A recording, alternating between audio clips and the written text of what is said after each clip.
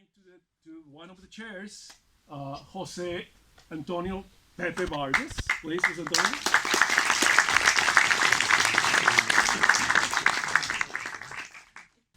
And I want to also invite our dear Sharon Mujica. Please, Sharon, come.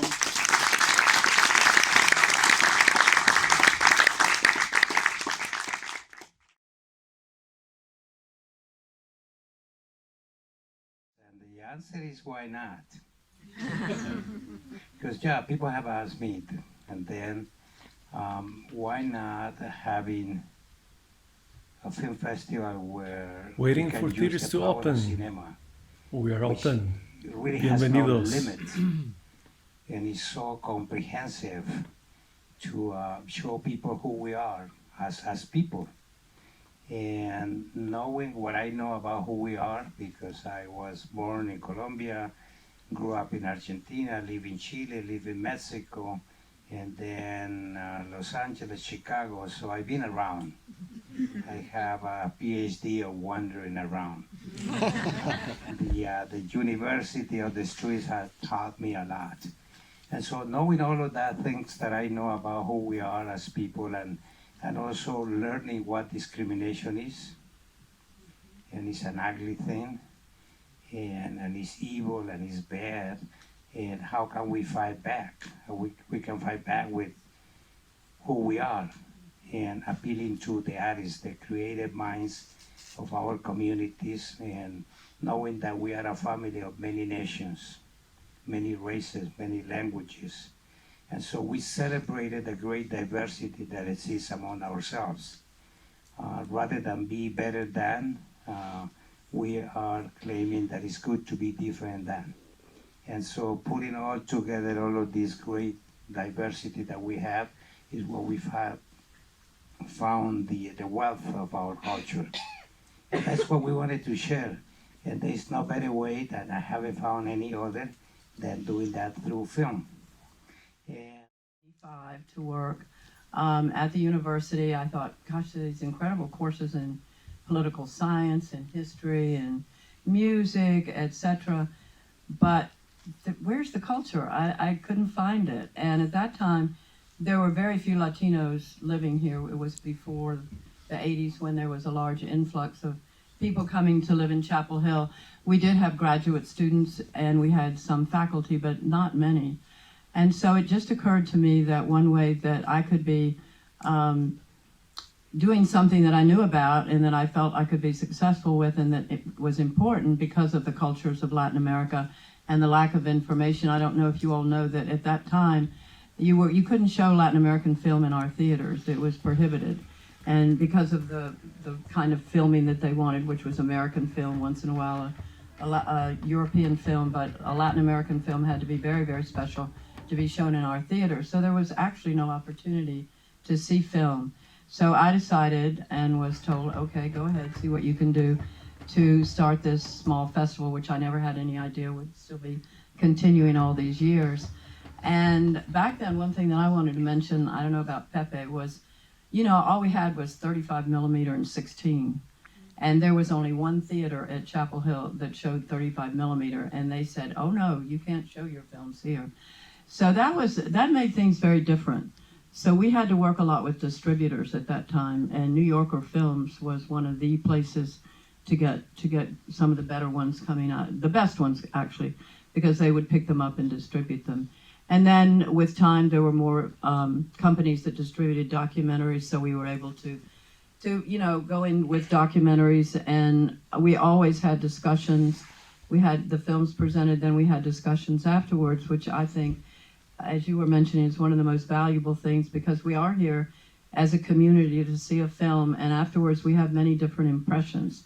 And so I think that part of especially on a university campus, was very important, and we began to have a cadre of people, some of them I've seen tonight, who have always come to the film festival all these years.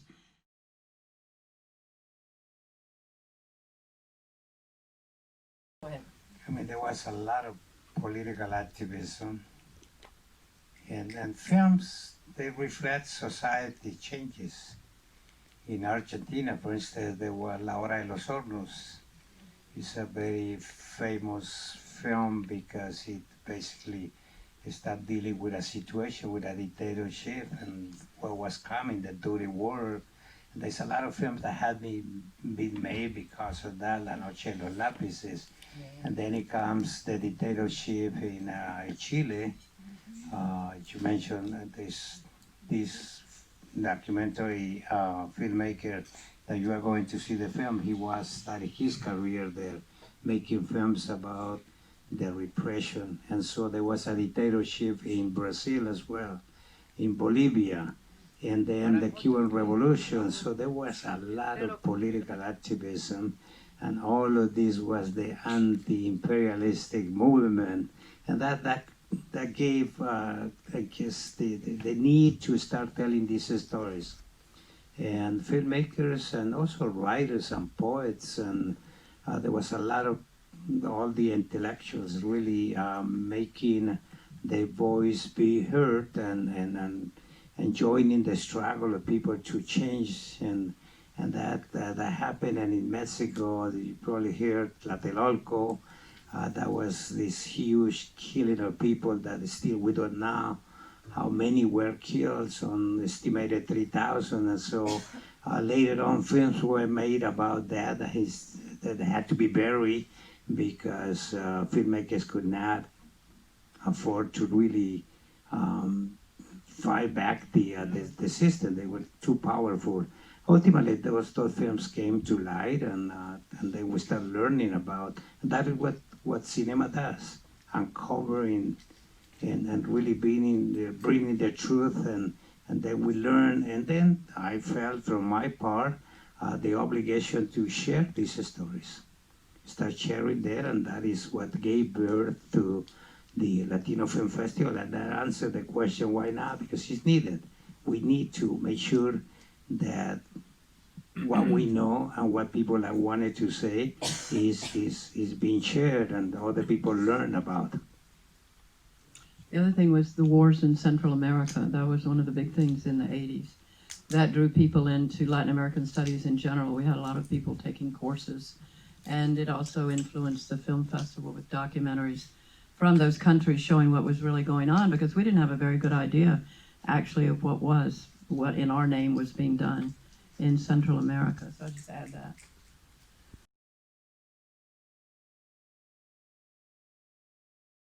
I mean, it's an incredible journey.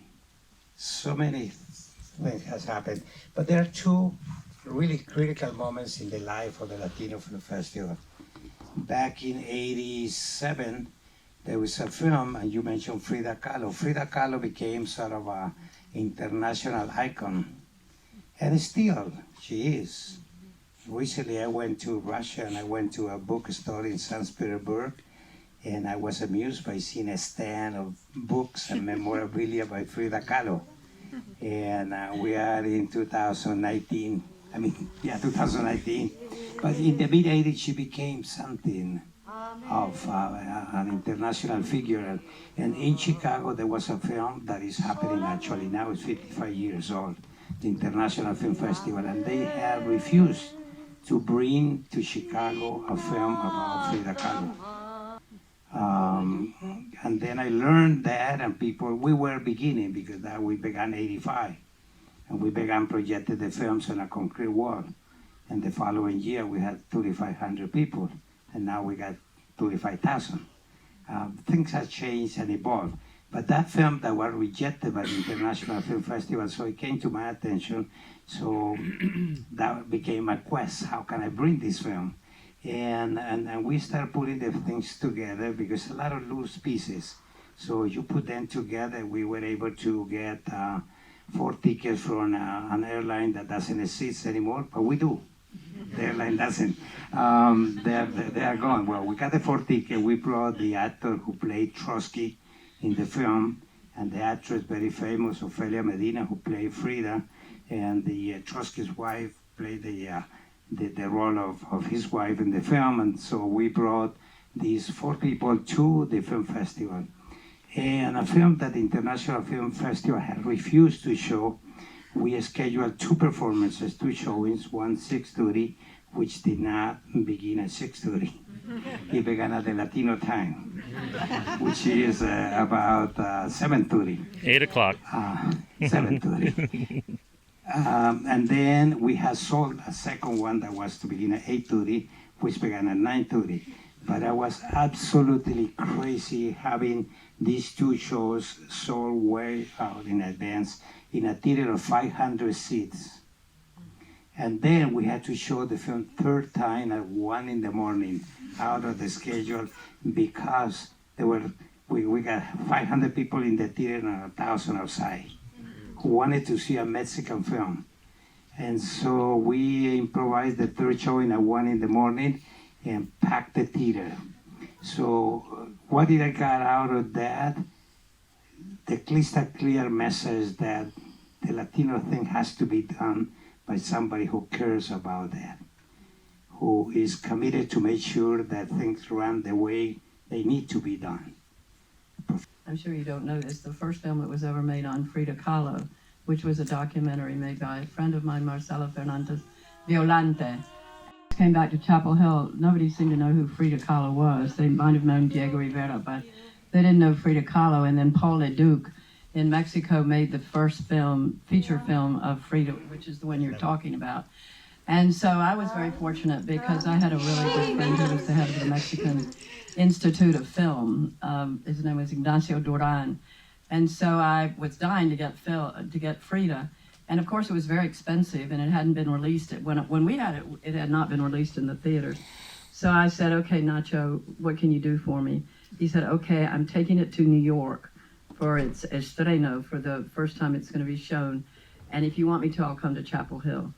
So he brought the Frida to Chapel Hill before it was shown in New York. And what happened in the middle of it was a 35 millimeter film, and there was all this stuff about getting it and, you know, getting him from the airlines, blah, blah, blah. It got burned. The film burned. And I mean, it was one of those moments when you just don't know what you're going to do, and you just sit there and think, okay, we got to deal with this later. Well, fortunately, there was somebody on the campus who could fix it the next day, and you could not tell. But that was quite a night, and it was a great success, as was yours. We had standing room only. We had a reception, I think, before or after, I don't remember.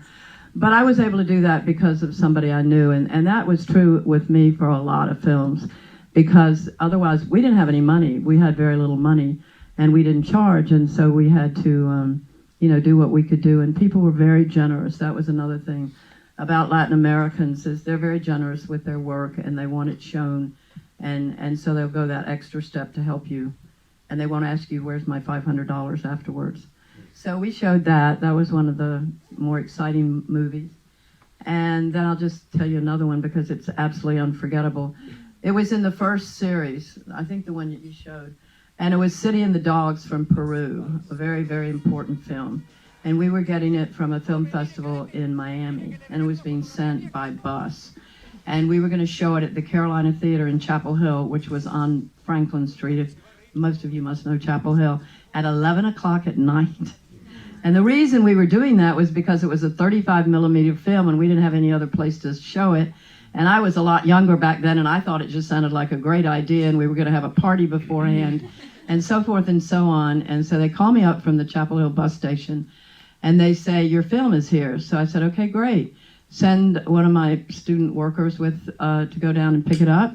By the time she got there, it was gone. It was stolen.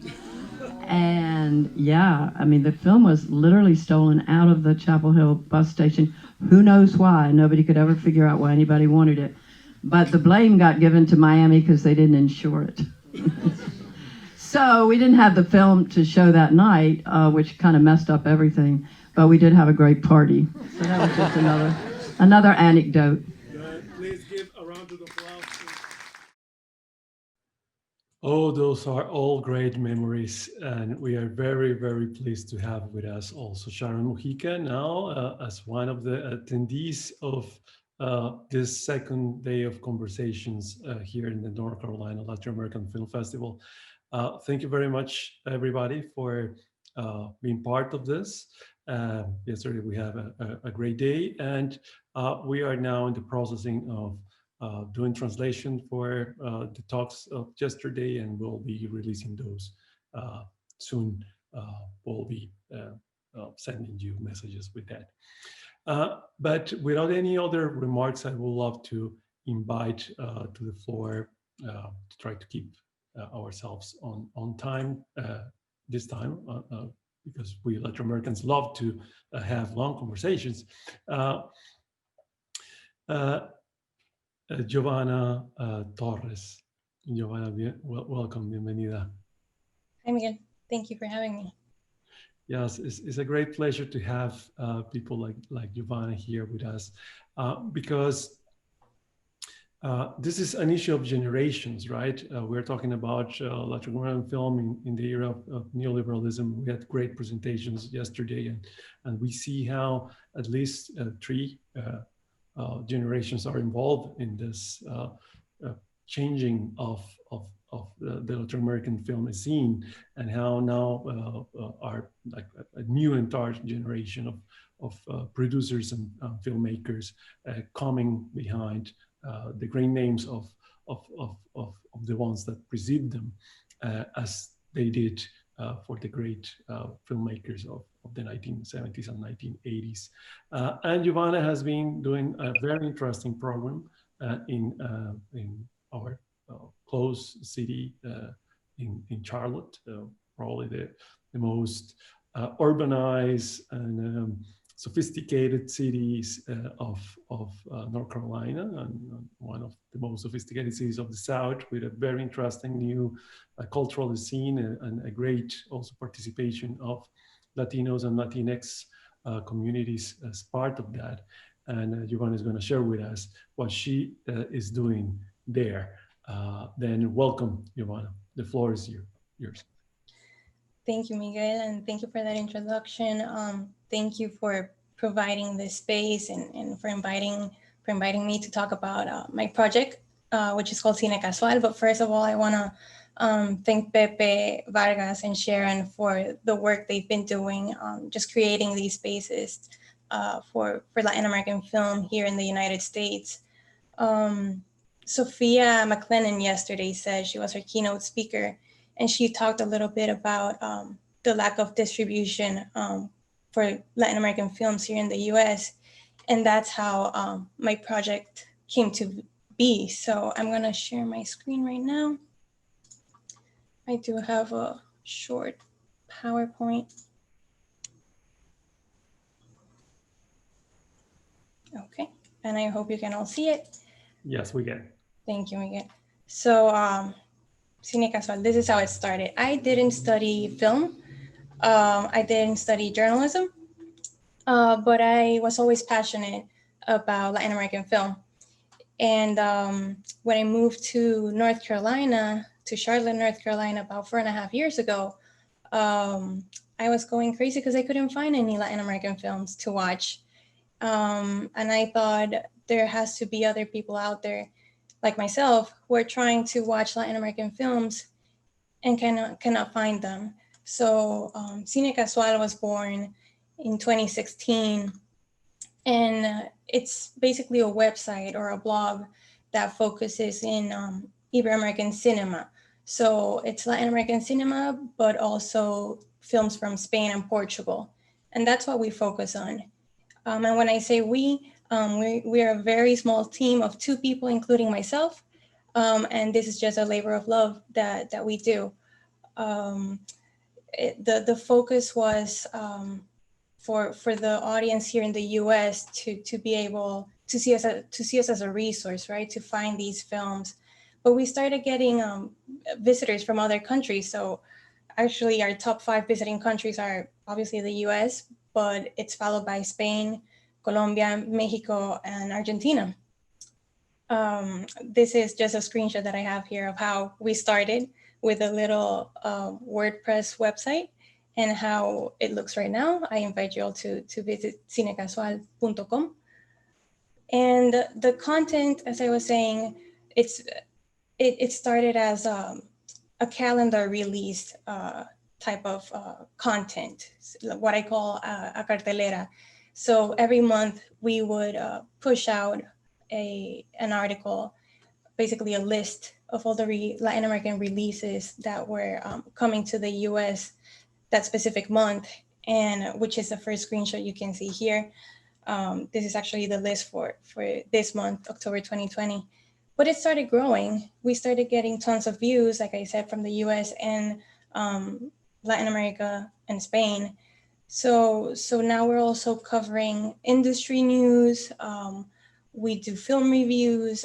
We're also covering film festivals, and we also do interviews. So we've grown.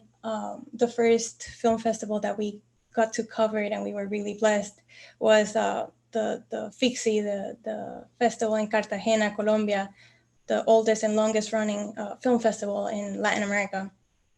From there, we've gotten to cover the Panama International Film Festival, which is one of the youngest ones in the region, but that has a very strong focus on Ibero-American films. In the US, we've covered the Miami Film Festival, and most recently, we covered Pepe Vargas, the Chicago Latino Film Festival virtually, which was a very interesting experience. We've interviewed, as you can see here, Yalitza Aparicio, the star of Roma, Alfonso Cuarón's Roma, and that was actually here when she came to Chapel Hill about 2 years ago for the Roma premiere in Chapel Hill, a festival called Film Fest 919. But that's what we've been doing for the past 4.5 years, just trying to promote and shed a light into what Latin American cinema is, and the work that is that's being done in the region. And little by little, we've also started some collaborations and community partnerships here in Charlotte and Mecklenburg County, because the idea was to also try to bring the community in and try to introduce the local community to what we're doing in our countries, what Latin American cinema is. So some of the collaborations we've done in recent years, and we're currently still doing, for example, with Hola News, one of the largest Spanish language newspapers in the state and in the region, actually. We write a column for them highlighting Latin American film every month. So we have this monthly column under their culture section, and that's what we do. We highlight our films. Before COVID, we used to highlight Latin American films that were actually getting a release in our theaters here in the area. So we would highlight those and encourage the community to go watch them.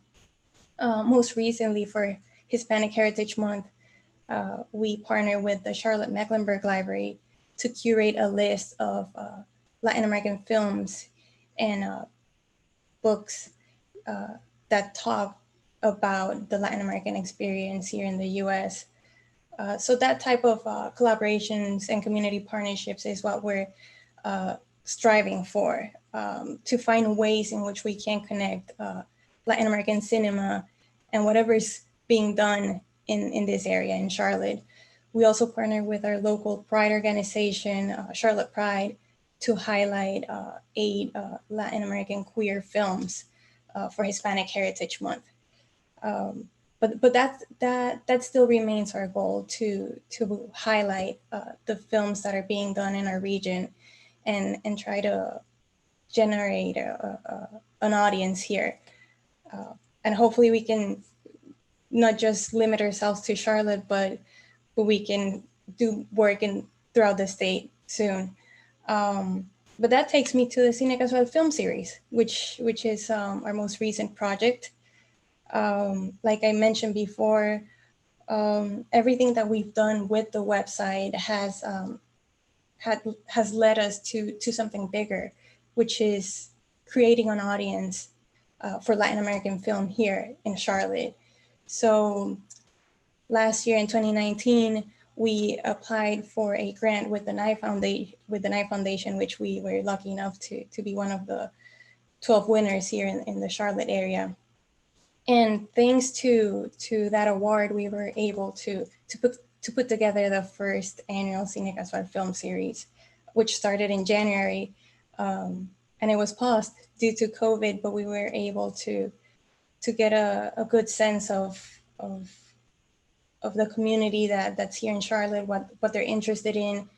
And it was very interesting because before we had to put a hold on it, we were able to present 4 films. The original idea was to present 6 recent award-winning, internationally acclaimed Latin American films. And then after each screening, the idea was to host conversations and Q&As with local artists and community leaders to tie the topics seen in the films to what's currently happening in Charlotte in our community. We thought this would build a stronger sense of community, build bridges, and it was amazing. As you can see in the pictures, the first 4 screenings were sold out. We even had a wait list, and it was the most diverse room in Charlotte. And it's something that I'm really proud of because we had in this room neighbors talking to other neighbors who would have probably never talked to each other if it weren't for the series, for the power of art. Art and culture are so powerful. And thanks to art and film and Latin American film, we were bringing these people together, different generations, colors of skin. It was incredible, different languages, but they were all here watching Latin American film and talking about it and having a discussion. And it was just a safe zone that we created for all of us to have these conversations, complicated conversations. We started off the series with Matar a Jesus by Colombian filmmaker Laura Mora. And after the film, we had a student from UNC Charlotte talk about gun violence, because that's what the movie's about. And we have very hard conversations, but people were happy that there was finally a space to have these conversations and to watch Latin American film. So that's what we've been doing with the Cine Casual film series. Like I said, we had to stop it due to COVID, but we hope to screen our 2 next films in the next year or so, and hopefully in person, because that was a very important aspect of this project. Not just show the film, but create an audience and share with each other. So that's basically what we have on our calendar coming up.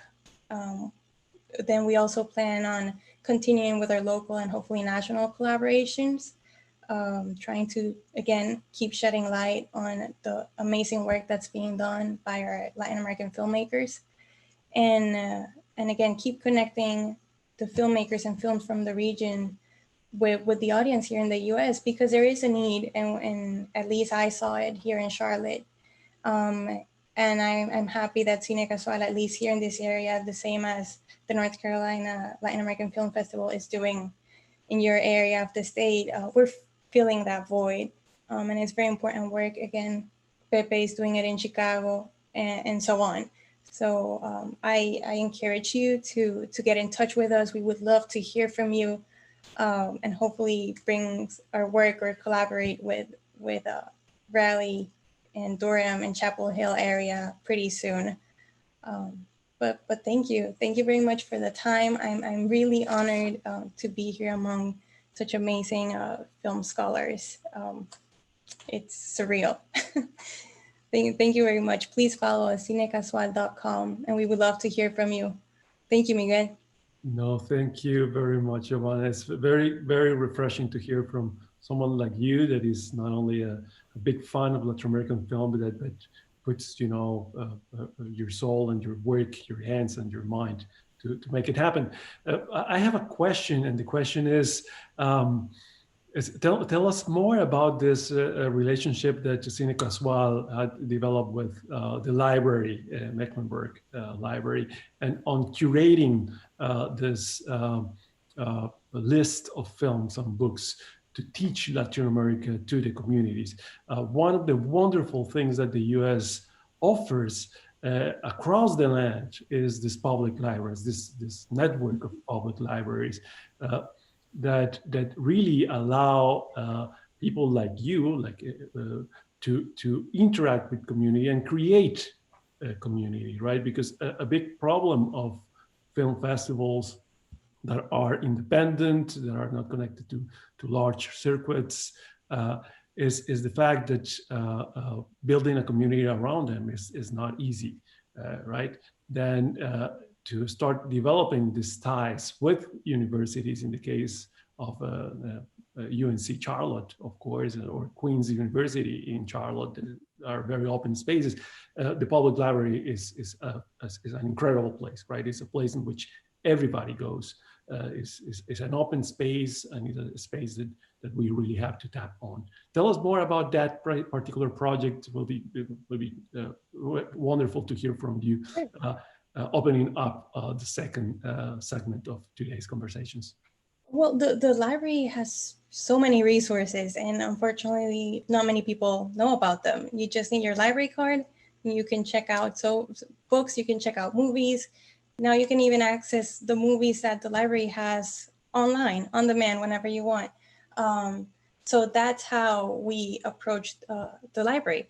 Unfortunately, like you also mentioned, sometimes the film festivals like this one, like the Chicago Latino Film Festivals, are the only ways for us to watch Latin American films.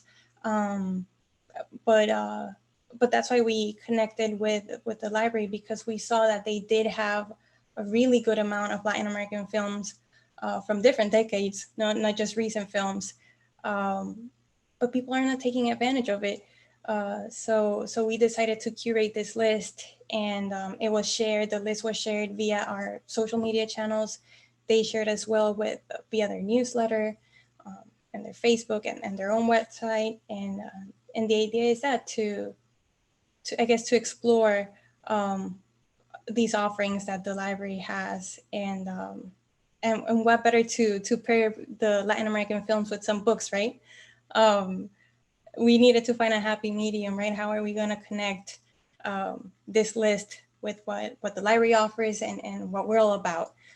So I thought it was just like the perfect combination: Latin American books and Latin American movies. Again, this specific list that we did was with the Charlotte Mecklenburg library system.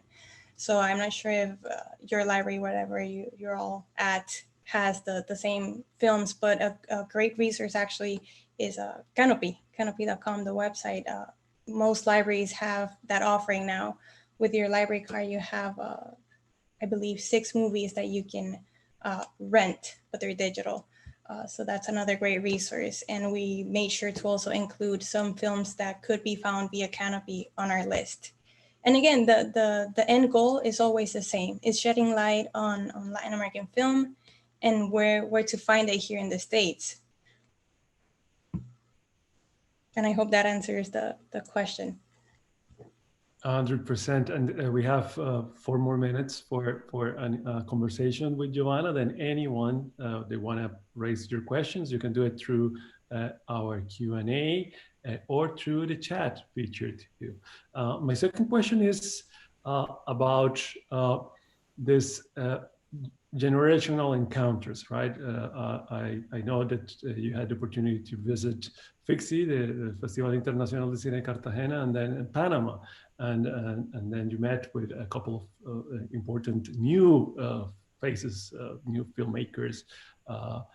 Bustamante, for example, is one of them, and he has come with a couple of very strong films in the past 5 years from Central America, from Guatemala in particular. Then it would be great to hear from you about those films that are not that easy to get. Excanul was a very difficult film to circulate. I mean, it circulated really well in the film circuit, but then it was almost impossible to have it in the US because there were not US distributors. We have to talk to him to try to get a copy, to try to show it here in the North Carolina Latino American Film Festival. And many scholars wanted to have their hands on the film, and everybody coming from Central America were saying, you must watch this. Now we're having the same thing with his new film. Could you just tell us a little bit about that experience? I don't even know where to start. It's like I said before, it's so surreal because this all started as, like I said, a labor of love, just wanting to put out this resource for Latin American film lovers around the U.S. and around the world, and now being able to. I even got to meet Ricardo Darín last year, and that I still can't believe it. It's been incredible, but it's a lot of hard work. Jairo Bustamante, his work is incredible, and it's so sad that not many people get to see it. His recent film La Llorona, though, is available in the US via Shudder, which is like a horror film platform, like a horror type Netflix. So you can watch it there if you're interested. We actually interviewed him via Skype a few weeks ago, so that interview is also in our website in Spanish and English if you're interested in watching.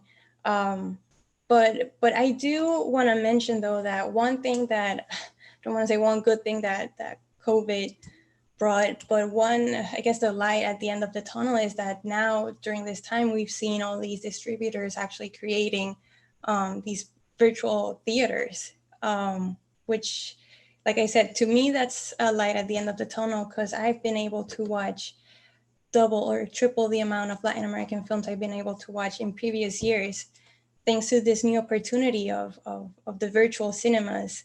There's a ton of Latin American films that are now doing their rounds and just becoming available in these platforms. So that's also something positive, I guess, a positive outcome of this COVID era. But again, cinecasual.com, we have all that information if you're interested in watching some Latin American films after the festival is over, because we have a ton of Latin American films coming throughout the week. Feel free to visit. Thank you, Giovanna. We have a question from Carlos Delgado Díaz. Carlos says, hola, Giovanna. ¿Cómo ha sido el contacto de Cine Casual con el cine venezolano y la acogida del público hacia el cine venezolano? That is a Venezuelan question from Venezuela, I'm pretty sure. Thank you, Carlos, for your question. Gracias, Carlos. Saludos hasta Maracaibo. Bueno, de Venezuela, no sé si contestar en español o en inglés. Please, in English, because we have translation. We've actually we've had a good amount of views coming in from Venezuela. Venezuelans are really proud of their country and of their cinema. So every time we get a chance to write about any Venezuelan film, we do. And we've actually had producers reach out to us, sending us screeners and asking us to please review their film or write some type of content about it, just to give it more visibility. And we're always open to that. And Venezuela has some great films too. So yes, we're open to any type of film from any Latin American country. We'll be happy to review and create some content and share some light on it. Thank you very much, Giovanna. It has been a pleasure to have you, and we'll be collaborating for sure in future editions of the North Carolina Latin American Film Festival and Cine Casual. Thank you so much. Then we give now the floor to María López. Maria is a great friend. She's the manager of films and lecture programs at the North Carolina Museum of Art. She's a graduate of the University of Chicago with a BA in Cinema and Media Studies. She worked for more than 10 years in the Chicago Latino Film Festival next to Pepe Vargas. She had traveled across Latin America researching films, and now she has a great position in the North Carolina Museum of Art to help us mobilize some of the stories. So welcome, Maria. It's a great pleasure to have you here.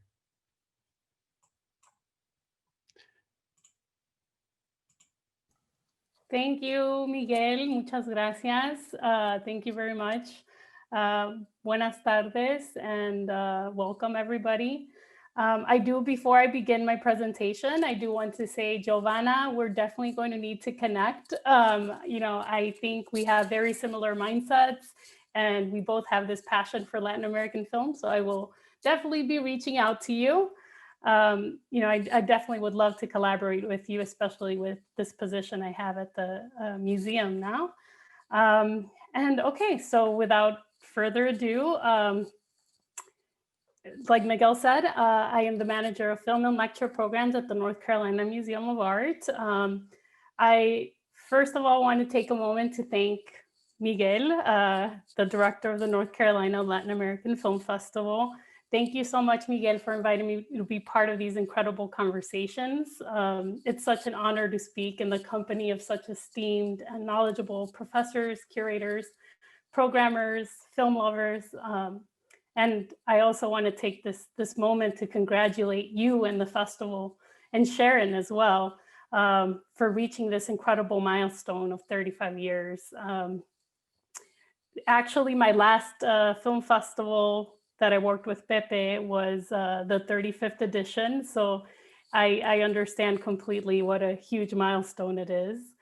I'd also like to begin with a brief introduction of myself and my background. I'm fairly new to North Carolina. I moved here 2 years ago from my hometown of Chicago. I've always been a lover of film with very early memories of watching Pedro Infante movies with my dad. My passion for film and Latin American film in particular drove me to volunteer, intern, and then serve as the programming manager for the Chicago Latino Film Festival, where I spent 10 years learning about Latin American film and growing professionally and personally, due in large part to Pepe's guidance and mentorship. I definitely owe a lot to him and the knowledge and the skills he's instilled in me throughout my years at the festival. And also, like Giovanna mentioned, when I moved here, I kind of experienced a bit of a culture shock and realized how much I took for granted living in Chicago, and began to realize how much I missed being around diverse film programming, especially Latin American film. I realized how much I missed programming films as well, but also came to the harsh realization that there weren't many opportunities available. But I persisted and came across this job listing at the North Carolina Museum of Art and was completely overjoyed when I got the job. And I knew that getting this job of manager of film programs would give me a platform to be able to continue the work I was doing for the Chicago Latino Film Festival, and also provide the kind of programming, diverse programming that I felt was a little lacking, somewhat lacking. So I began working for the North Carolina Museum of Art in January and was so excited to begin this new chapter in my life. Unfortunately, just as I was exploring programming ideas and finalizing the outdoor summer film series at the museum, the pandemic hit. And this kind of put a damper on the many plans and programming ideas and collaborations I had in mind. And then I, like many of my fellow coworkers, had to start thinking of ways to adapt our programs virtually because of the uncertainty of when things would, quote unquote, go back to normal. When trying to come up with a virtual film program for the museum, I decided to create a program that would encompass two of my favorite elements from the Chicago Latino Film Festival format, which was the discussion Q&A sessions after the screenings and the curated pairings of a short and a feature. I'm also a firm believer in the power of film to educate, inform, and spark discussion and dialogue. Personally, film, especially documentary film, has been one of my greatest educators, and I also believe it is one of the most powerful educational tools out there. And now I am going to share a short presentation. Where is it?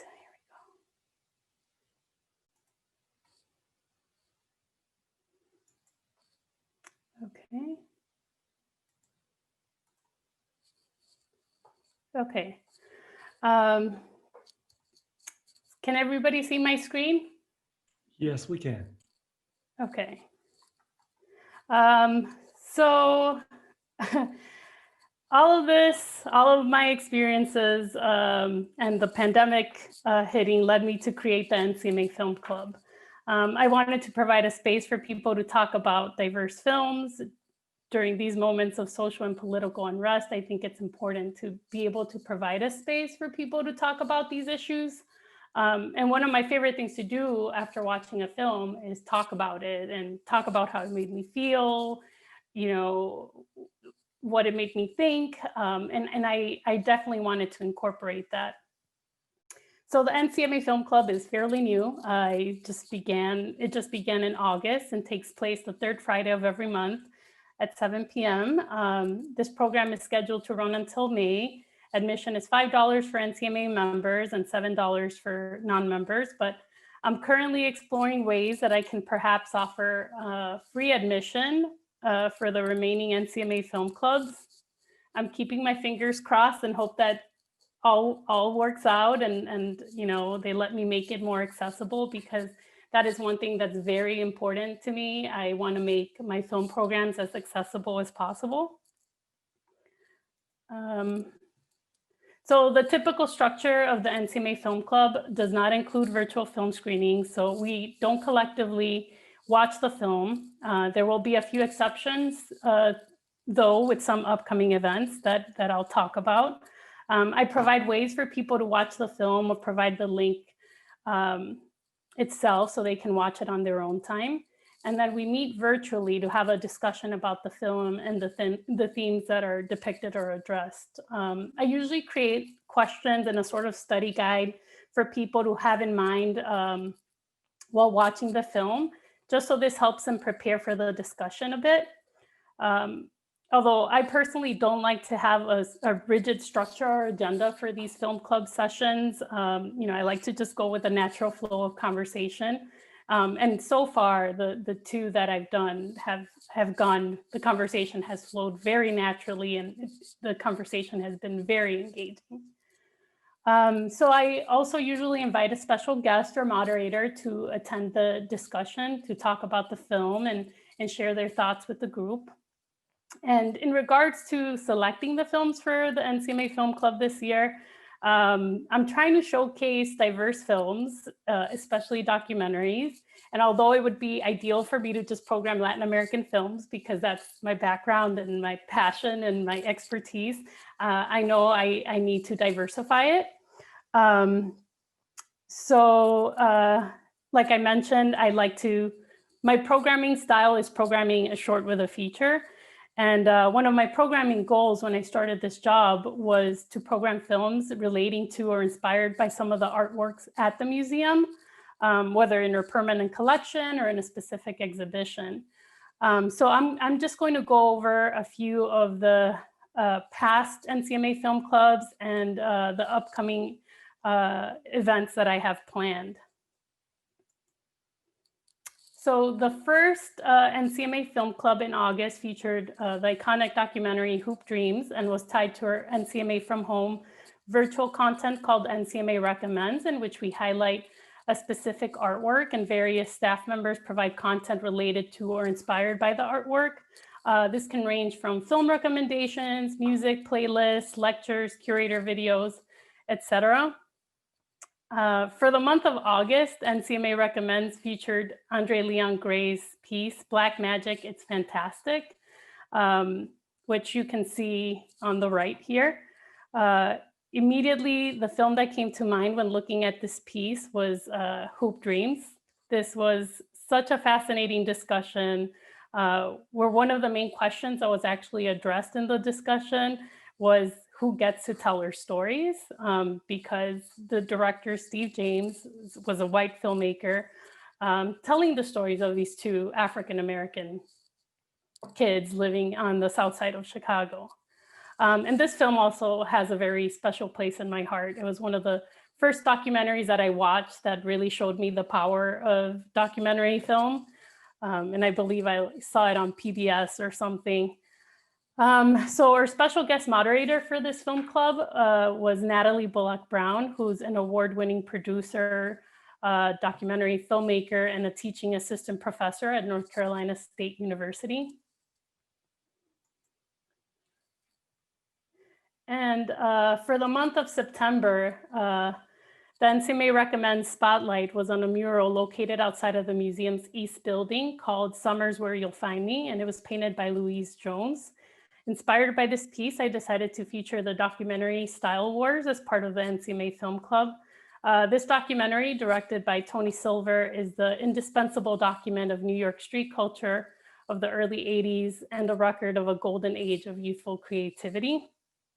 Our guests for the discussion were Jedediah Gant, who's the founder of the Raleigh Murals Project and brand director at Myriad Media, and Napoleon Wright II, who's an animator, designer, musician, and founder of Pan2 Creative. So this month, our NCMA Film Club on Friday, October 16th, will be slightly different format. It will be a special edition of the film club and will be a live stream of the classic Buster Keaton silent film Steamboat Bill Jr. with a live piano accompaniment. This event was originally scheduled to take place this past March and was supposed to serve as a celebration of Laura Boy's 20 years as a film curator for the NCMA. But unfortunately, the event had to be canceled because of the pandemic. I decided to have this special NCMA Film Club to celebrate Laura for her contributions to the NCMA. Her brother, pianist and composer David Drazen, will be playing the live musical score, and we will also have a short Q&A after the film. So for the month of November, we're going to have another special event. One of the other goals that I have for my programming for the NCMA Film Club is to collaborate with other film festivals, organizations, museums, or local businesses to present a film. I have a couple of collaborations in mind and pending, but I'll share a few of the ones that are pretty much confirmed. We have, in lieu of a typical NCMA Film Club for November, I'm holding a very special event in collaboration with the Lumbee Film Festival on Friday, November 20th. This event will feature artists from several of North Carolina's Indigenous communities in an effort to bring together and uplift Indigenous voices. It will be composed of 3 parts. The events will begin with a 20-minute musical performance, followed by a 30-minute virtual film screening of shorts curated by Lumbee Film Festival director Kim Pevia, and will culminate with a panel discussion. Some details are still pending, but will hopefully be finalized by the end of this month. So please be on the lookout for more details on the NCMA website. So my next partnership will be a partnership with the North Carolina Latin American Film Festival. For the December NCMA Film Club, I will be featuring the Mexican film Museo by Alonso Ruiz Palacios. Our special guest for this film club will be one and only director of the North Carolina Latin American Film Festival, Miguel Rojas-Sotelo. I certainly hope you can all try to attend this film club in particular.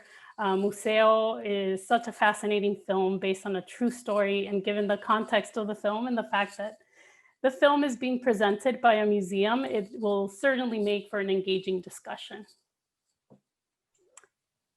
And I have a question for that film, Maria, because we wanted to show this film last year, and the film was bought. I mean, we're talking about, and Laura and Sophia was talking also about the changing landscape of distribution and how online platforms have taken over most of content. And this film was the first film that YouTube Films bought in Latin America.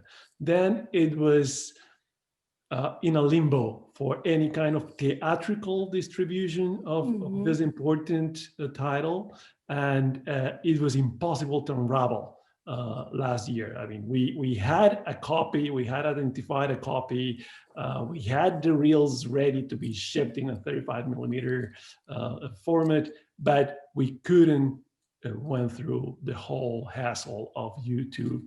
How do you made it? I mean, this is amazing. I said yes as soon as you invited me, because I really wanted. Okay, well, I have a plan B. I'm still trying to find, I've sent a couple of emails and have not heard back, but I have a plan B. So if I don't hear back about getting, the rights to be able to get a personal screener link to share with people, I will have to ask people if they can rent it. It's available to rent on YouTube. So, and I believe it's like $2.99. And I definitely hate that they will have to pay to watch it. But, you know, I'm going to be very persistent, and I don't know if you know this about me yet, Miguel, but I am very persistent. So I will keep trying, and I think hopefully I can help you with an email that came like 2 weeks ago from a lawyer that represents the former distributors of this film, and we'll work it out, and Okay. we'll make it happen at the museum. We'll make it happen. Yes.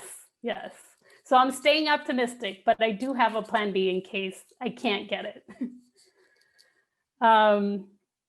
Okay. Does anybody else have any questions? All right. Okay. So for January, I have this. Let me change my slide. I have. I'm hoping to feature this excellent Mexican documentary called Taquida, and it was actually part of the Chicago Latino Film Festival. I believe it was the 28th edition, maybe. I did so many that I can't remember now, but we also presented this documentary in collaboration with the National Museum of Mexican Art in Chicago. And it's such a beautiful documentary about the universality of human existence seen through the eyes of a Japanese painter and printmaker that has adopted the Mexican culture and now lives in Oaxaca. So it's a really beautiful, touching film. And I also want to keep showcasing films that are art related, given that I am programming for a museum. And then for February, I am hoping to feature a documentary about artist Kehinde Wiley. The documentary is called An Economy of Grace, and the NCMA currently has 2 Wiley paintings in its collection, and there has been some controversy regarding these paintings. And I think this film would make for a really good NCMA Film Club discussion, because there were some very strong opinions about the paintings when it was featured in our galleries. In March, in honor of Women's History Month, I like to feature 2 documentaries, Invisible Portraits and Warrior Women. Invisible Portraits shatters the too often invisible otherizing of Black women in America and reclaims the true narrative as told in their own words. And Warrior Women is the untold story of American Indian movement activists who fought for civil rights in the 1970s, and the children who served as their inspiration in their cohorts. The film is anchored by one of the Red Power movement's most outspoken Lakota leaders, Madonna Thunderhawk, and her daughter, Marcy Gilbert.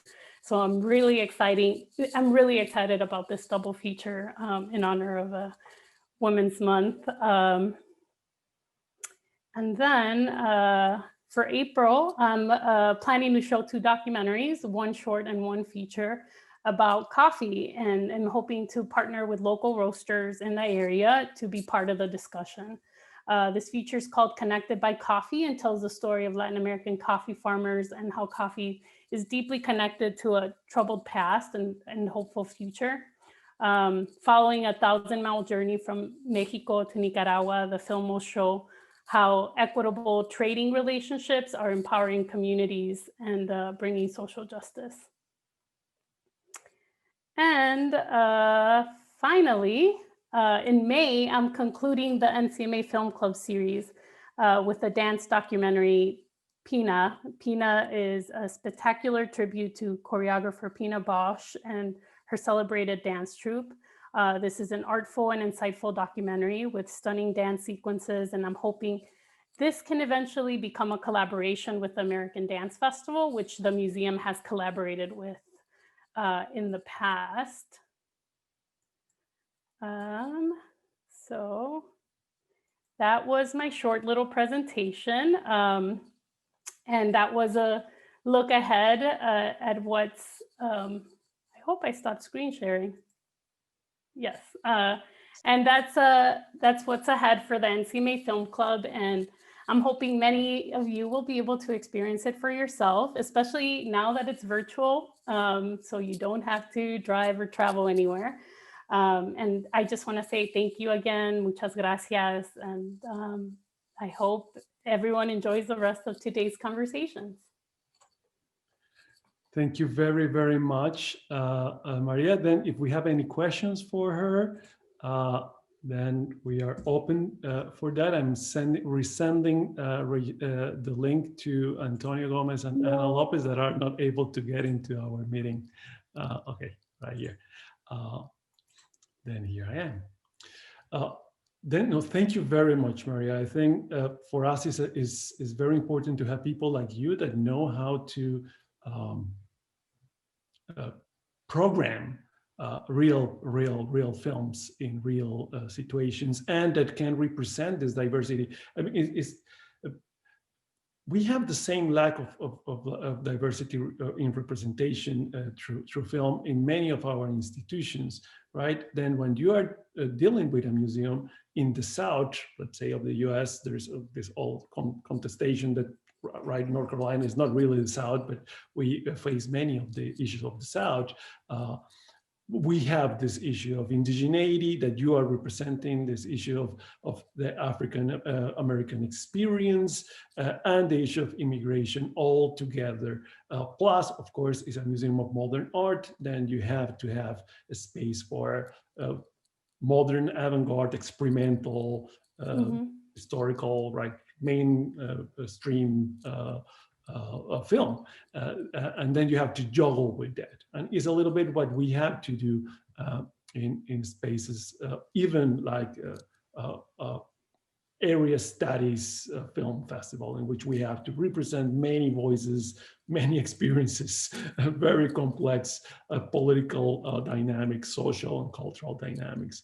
And I think you have shown us your thought process that actually derives from your own experience in Chicago and with the Latino Film Festival, and how that kind of training coming from an area studies focus, right, Latin American film, can open you all sorts of ways to look at these issues in a very different way. And on that is, I basically congratulate you, and we feel very proud to have Maria as representing these kinds of complex visions in an institution, a major institution in the state of North Carolina, the North Carolina Art Museum. That is actually a wonderful museum. If you are in local, please go and visit. I don't know if it's open already. It's open now. Yeah, we have a lot of safety guidelines, limited entry, number of people allowed to enter, but it's open, and we have a great collection. And our park is also wonderful. So if you just want to take a walk and enjoy nature, that's definitely free and you know, a beautiful way to enjoy the weather. Okay, perfect. Thank you so much, Maria. Gracias, Miguel. Thank you. I'm going to pass the word now to Ken Maffitt, who is my partner in business in our community course, Latin American Film in the Era of Globalization. Ken will be introducing to all of us the next section of these conversations. And I think we have already Antonio here. I don't see Maria, but I see Liliana Paredes with us. And oh, Maria is here too. Then welcome everybody. And Ken is now on your turf. Hi, am I there? Yes, sir. Hello, I'm Ken Moffitt. I'm the CLAC's Senior Academic Program Coordinator. I am a historian by training, so in using film to teach Latin America, I have used it to teach primarily Latin American history. And we have a panel or a roundtable that's entitled Teaching Latin America and Caribbean Through and with Film. And we have 3 speakers lined up for it, but from my understanding, Anna cannot make it. She is here with us. She's here with us. She's here? Okay. Then I will start by introducing the speakers. I will ask each speaker to make some brief opening remarks. Then afterwards, they can ask questions or respond to one another. And then we can open it up for questions from me and from the other viewers. So our first panelist is Ana M. Lopez. She's director of Cuban and Caribbean Studies Institute and professor of communication and associate provost of the Office of Faculty Affairs at Tulane University. She recently collaborated with Marvin DeLugo and Laura Podolsky, one of our previous speakers, on the landmark Routledge Companion to Latin American Cinema. Her new projects that she lists on her website are first, the Radiophonic Imaginary in Latin American Transnational Cinema and Intermedial Relations, and Historiography and Screen Cultures in Cuba.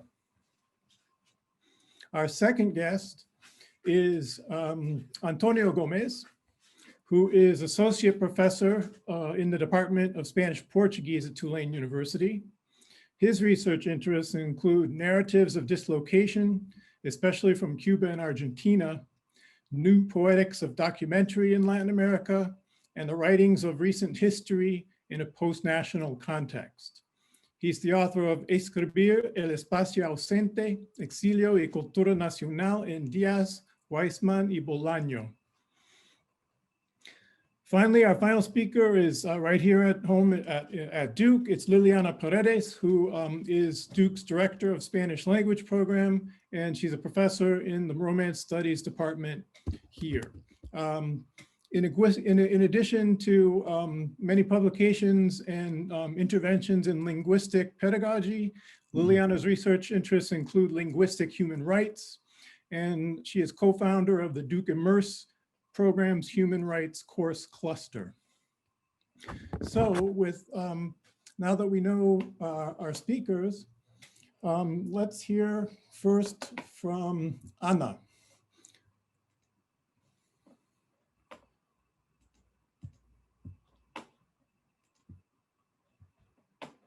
I don't see Ana here. Actually, I don't see Ana. Here. Oh, I don't see Ana. Yeah, sorry, it was my mistake. Then we can start with Antonio. Okay, then Antonio. Okay. Do you want me to turn the video on? Yes, please. I cannot. It's not letting me. Oh no, it says that I don't have that. Oh, there. There you are. Hey, hello. So let me eliminate the background. Yeah. Sorry that I'm a little late.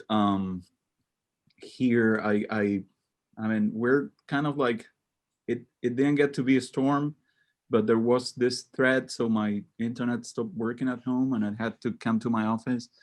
Can you hear me well? Yes. Yeah. Okay, great. So I wanted to start by thanking Miguel for the invitation and everyone else for the wonderful conversations yesterday. I was not able to be present for the whole program, but I got to hear most of you. I'd like to, in a way, explain the reason, I think, like the immediate reason for the invitation to this roundtable from Miguel, which has to do with a volume that Ana Lopez and I are in the process of editing for the MLA, for the Options for Teaching series with the MLA, that's going to be titled Teaching Latin American Cinema.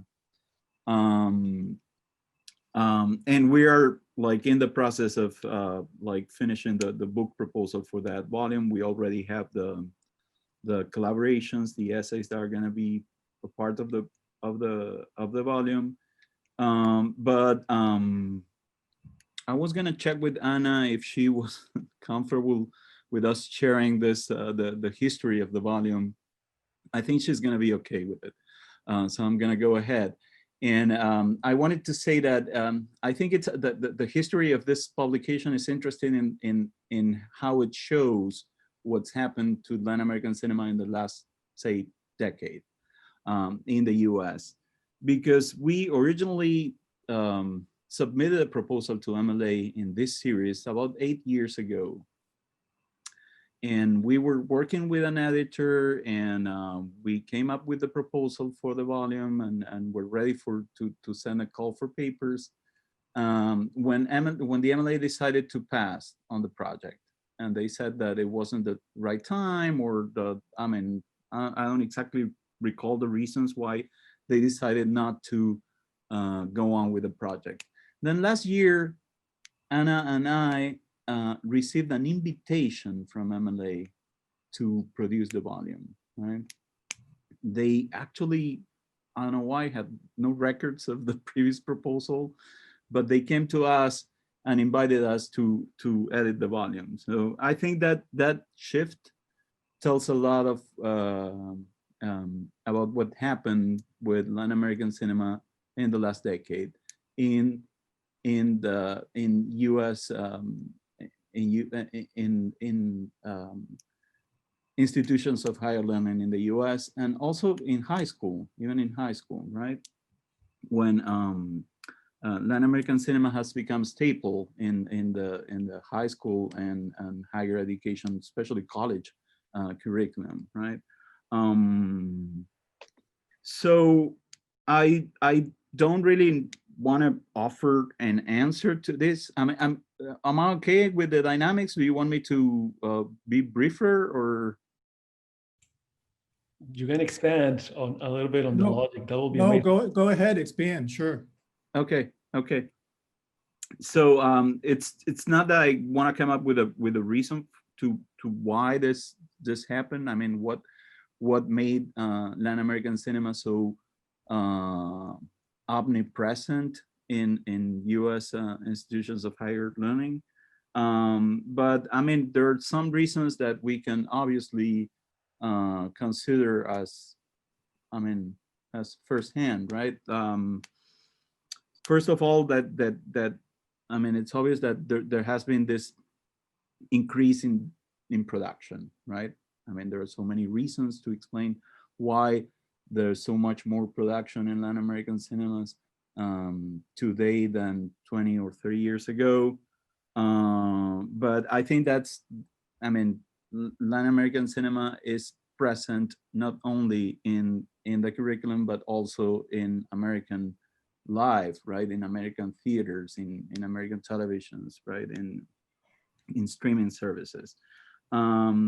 Then there's, I'm thinking of another obvious reason is the whatever has to do with archives, right? I only started like teaching film, Latin American film methodically in 2007 when I joined Tulane. And I remember that back then, it's only 13 years ago, but the archive was a problem. It was difficult to get a hold of the films that we wanted to teach. And I was lucky that my library and Anna's collection here was so rich and organized and widely available, but it was a problem. That's not a problem anymore, right? I do remember the time when we needed, for example, to have a PAL VCR player, right, to play PAL VHS, or even a multi-standard DVD player. That's totally gone, right? It's totally in the past now with what we can do with a laptop, right, or even a phone. But of course, I think that the main reason that this has changed has to do with demographics, right? Demographics in the country. And I want to call attention to obvious things, right? But the presence of Latin American immigrants in the U.S. and the presence of Latin American immigrants in the university system has increased significantly. with time, and of course, that has an impact on the university curriculum and the university structure. And I have a few questions that I don't know.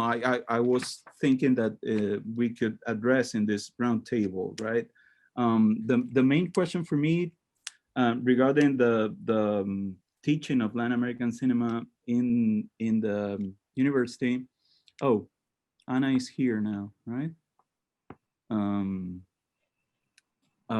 So to me, the main question that we have to think about is, I don't really know how to frame it or how to pose it, but it could be basically, where does Latin American cinema belong in the curriculum or in the structure of the university, right?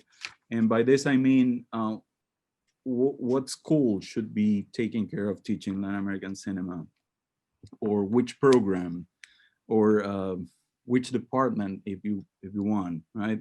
Of course, we have to also like ask what the learning objectives should be, what the outcomes should be, of course, right? But even the language in which we teach Latin American cinema is a matter of interrogation, right? Are we to teach Latin American cinema in the languages in which that cinema is produced, or are we to, I don't know, submit to the trend of like doing everything in English, right? And I think those are very difficult questions to answer, as a matter of fact, right? I was thinking yesterday, after the presentations that had to do with indigenous cinemas in Latin America, with the presence of indigenous languages in Latin America, I mean, it's a very uncomfortable question to ask, really. And I mean, it's like I get even I don't even dare ask the question because I'm afraid I could be canceled, right? But I'm gonna do it anyway. I don't think we have honestly addressed the question about the existence or not of an audience for films in indigenous languages, right?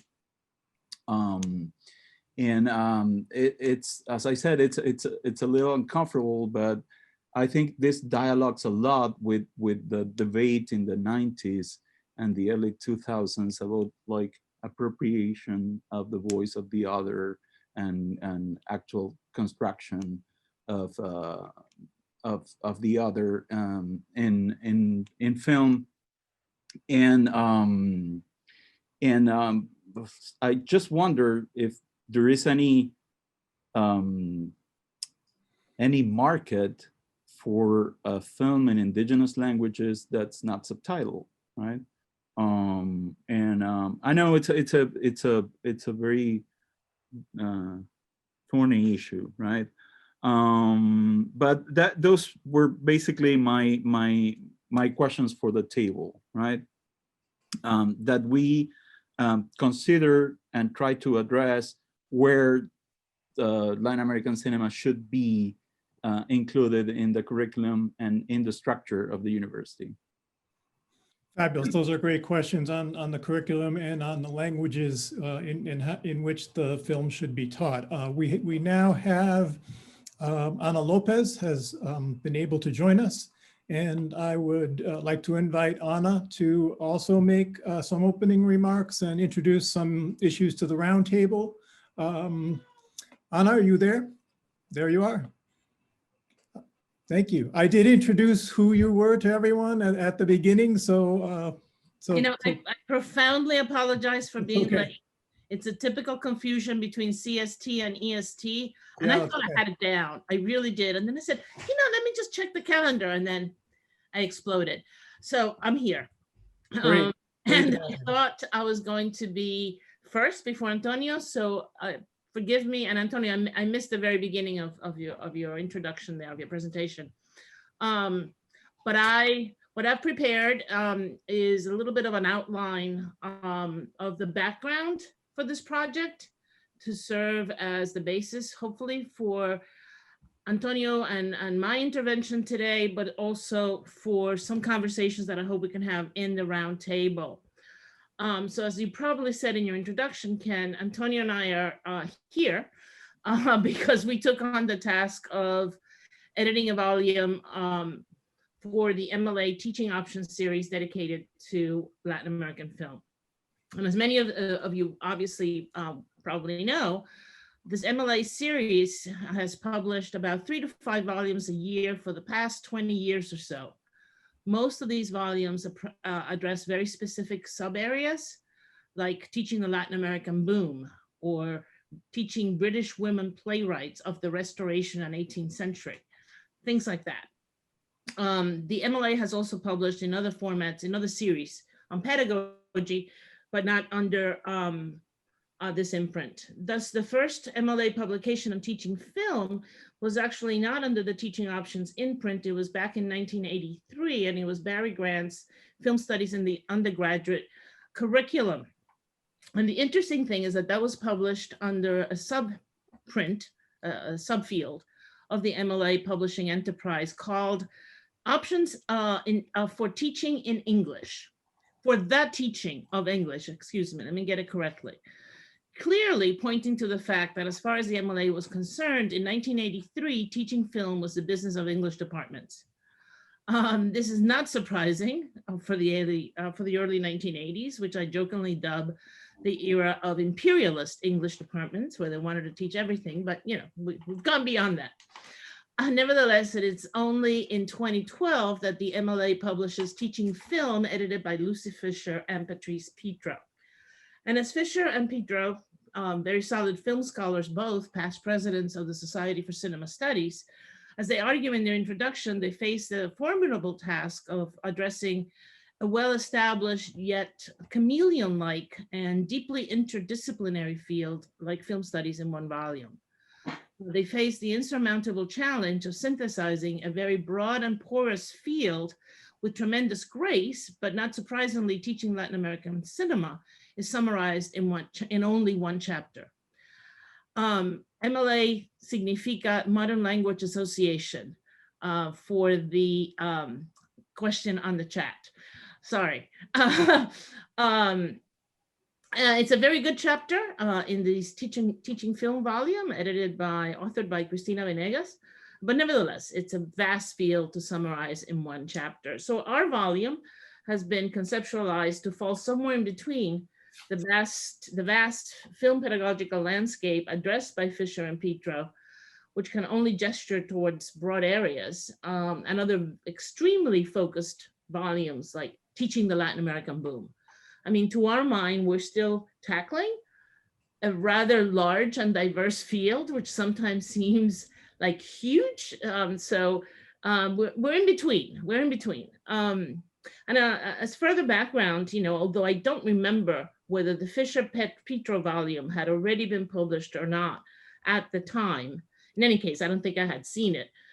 Antonio and I actually reached out to the MLA, the Modern Language Association, back in January 2012 to inquire about the possibility of publishing such a volume. We submitted a proposal, and coincidentally, it is not that very different to the one that we submitted in 2019. So we submitted a proposal in 2012, but the editors at the time responded there was no interest in such a volume at that point. So it's fascinating that in 2019, the same MLA editor that said no thank you in 2012 approached me with absolutely no recollection of the prior rejection of a project. I mean, these are the vagaries of the publishing world, but this is nothing but a footnote. So one of the questions that I think that our volume that we face, that we try to ask ourselves from the get-go is like, what do we know about teaching Latin American cinema? We both have experiences, but what do we know as a totality? Well, we know that this is true currently, but also in the past, that Latin American cinema is taught in multiple areas, including film studies proper in Spanish and Portuguese or Romance language departments, as part of cultural study tracks across a number of disciplines, and within Latin American studies programs. In some instances, all of these categories actually overlap. And as I'll discuss a little bit more in more detail in a second, this leads to interesting pedagogical challenges, as well as interesting pedagogical opportunities. And so this is one of the areas that our volume attempts to address head on. Although I have not done extensive research in this area, it seems that Latin American film began to be taught in US classrooms in the 1960s, coinciding with the rise of the new Latin American cinema movement and the radicalization of the academy in this period, which I need not explain, youth movement, solidarity with the third world, all that fun stuff. By the 1970s, there were several non-commercial film distributors in the US that began to offer enough Latin American films in 16mm subtitle prints for classroom circulation to make it possible to teach an entire course focused exclusively on Latin American cinema. And I remember fondly outfits like Tricontinental Films, which was based in New York, which actually got sued by the Justice Department for being a communist front organization in the mid-1970s, or of course, Third World Newsreel in San Francisco. So courses like these began to appear, as far as I can tell, and as I said, I have not done in-depth research, but as far as I can tell, they began to appear in the coasts first, and there were initiatives by individual faculty. So we have someone like Julianne Burton at UC Santa Cruz, who began teaching Latin American film in the late 1970s, as well as Robert Stam at NYU, who did Latin American film, but focused much more on Brazilian cinema. So when I taught a class on Latin American film at the University of Iowa for the first time, which was circa 1983-84, it was still quite the struggle, and actually very expensive, to obtain the 16mm subtitle prints of the few random films that were available to cobble a course together that made any kind of intellectual sense. And I remember that the only two Argentine films I could find was a terrible copy of a Torre Nilsson film, not even one of his really good films. It was called La Mano en la Trampa. It's not a very good film at all, but I could get a copy. And La Hora de los Hornos. So it was like apples and oranges, but this is Argentine cinema, kids, in Iowa.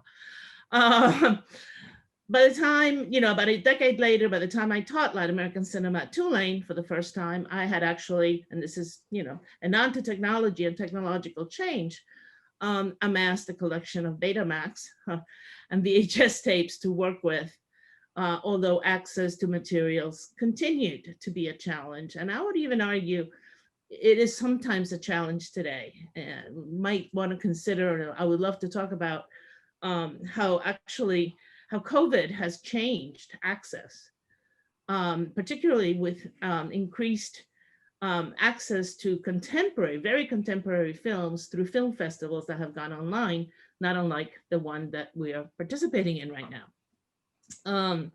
Another scholarly footnote, because I can't help those, I want to point to the creation of the Latino Caucus in the then Society of Cinema Studies, now the Society for Cinema and Media Studies, in 1990. And about a decade later, in 2002, the creation of the Film Studies section of LASA. At the MLA, at the Modern Language Association, Latin American Film Studies is still a bit of an orphan, lost between the Film Studies section, lost or found, between the Film Studies sections and the various national sections, which are traditionally concerned with literature. The Latino Caucus and the LASA Film Section have sponsored many events and workshops over the years focused on scholarship and sometimes pedagogy of films in the region, and have actually been instrumental in providing legitimacy to this subfield within these scholarly societies or institutions. And I would finally be remiss not to point to the journal Studies of Spanish in Spanish and Latin American Cinemas, which began publication in 2002. And full disclosure, I'm currently the editor of this journal. So, but it is the only print journal exclusively devoted to scholarship in these areas. And we do have a film in the Academy special issue in the works, which I'm very excited about. So let me just try to summarize what to me have been some of the historical challenges of teaching Latin American cinema. Again, the availability of films and the availability of subtitle prints. Again, to Antonio's point earlier, this is a problem according to where the course is housed or where the course lives, where it's cited. The same applies to the availability of scholarship, whether you need to have English language scholarship or whether Spanish language scholarship can be processed by the students. But even the language of film studies as a discipline has evolved very differently in English language scholarship versus Spanish language scholarship. So sometimes bridging. So to summarize the difference, I mean, Spanish language scholarship is much more metaphoric, aphoristic. It's ensayista, right? As opposed to the model for academic writing in English, which film studies in English follows, which is very different, and it doesn't have the elegance of the Spanish ensayo. So whatever, these are issues that we faced when teaching this material. I have always taught from a film studies communication department, but with cross listings, as Antonio knows, to Spanish and Portuguese and Latin American film studies. And I always also had a mix of undergraduate and graduate students from all these programs in my classes simultaneously, which led to some interesting issues ranging from varying degrees of knowledge. Some students who know some film studies or think they know some film studies, some students who think they know something about Latin America or some part of Latin America, and then the needs for depth. You know, undergraduate students do not need the depth or the range of material that graduate students require. Finally, I wanted to highlight the existing work on pedagogy of Latin American cinema, which is very slim bibliography. Back in the late 1990s, there was a LASA section at the LASA in Guadalajara of 1997, which was based on Mexican cinema, but included a subsection on pedagogy. And that's one of the first times that material, the results of that pre-conference session were published as a slim book. And it's the first time that I know of that pedagogy has been addressed in the field.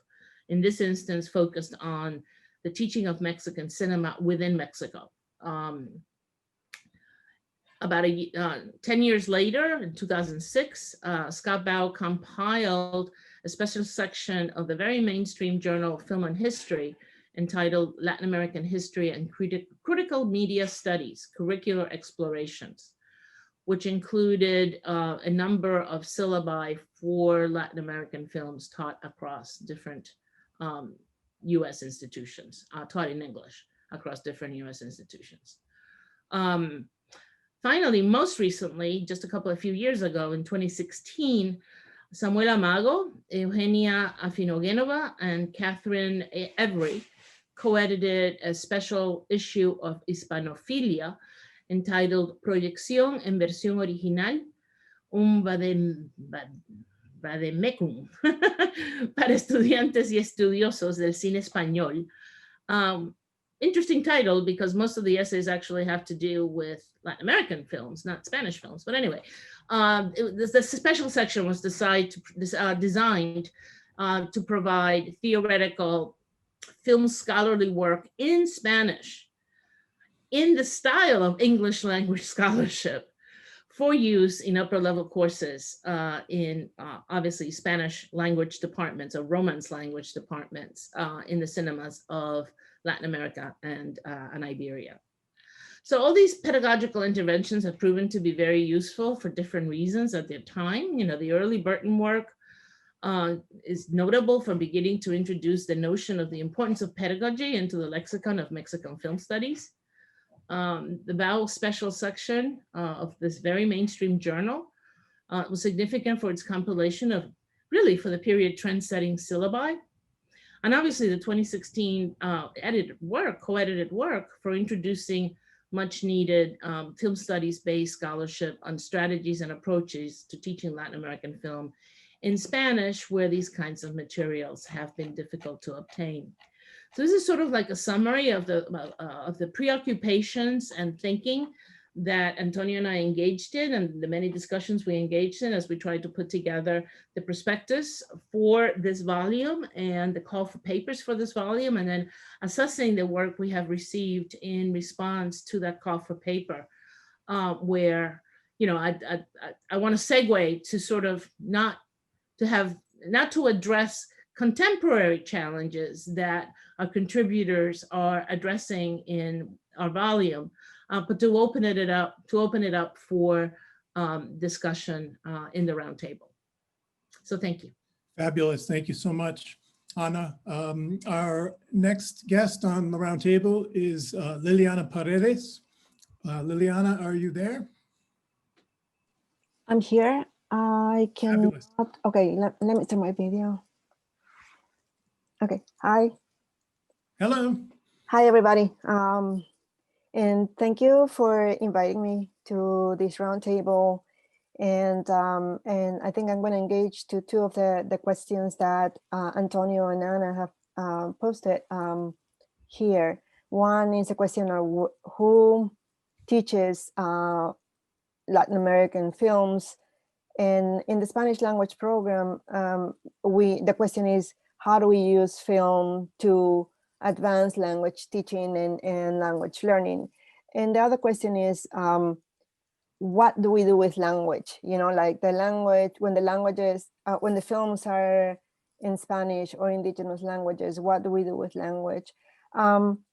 In the field of language teaching, Spanish language teaching, the use of films have gone through, I would say, different stages. Like first is, okay, we're going to show movies so that we can expose students to a general entertainment culture of cinema, and then we can have a mini tertulia about it without much preparation on what the movie is or any conversation in depth about the theme of the movies. That is not what we do anymore. What we do now is we use the movies to the films to engage students with the themes, but also with the context of Latin America.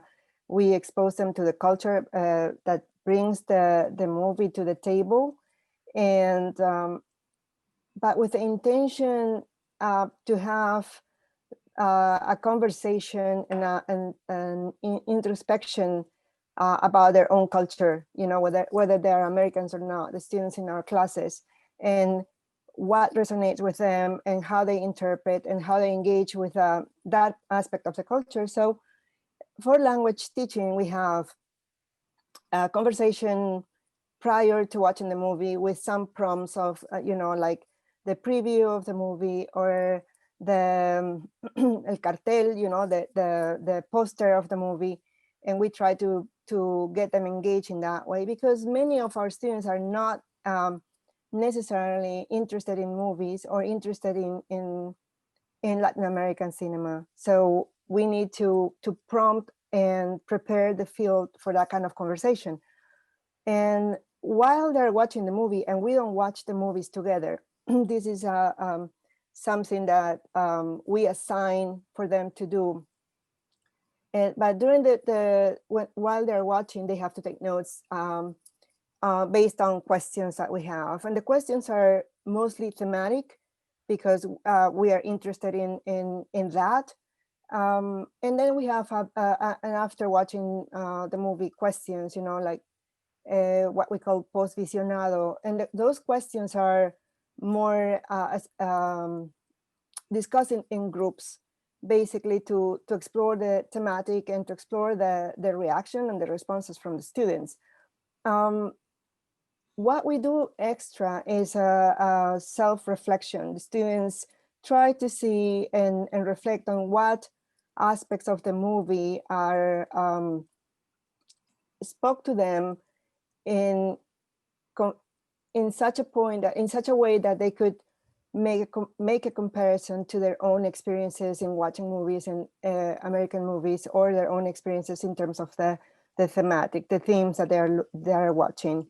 So it is a very structured process that we use in the classroom, and this is what happens in the classroom. We also use textbooks that include short movies, cortometrajes, you know, and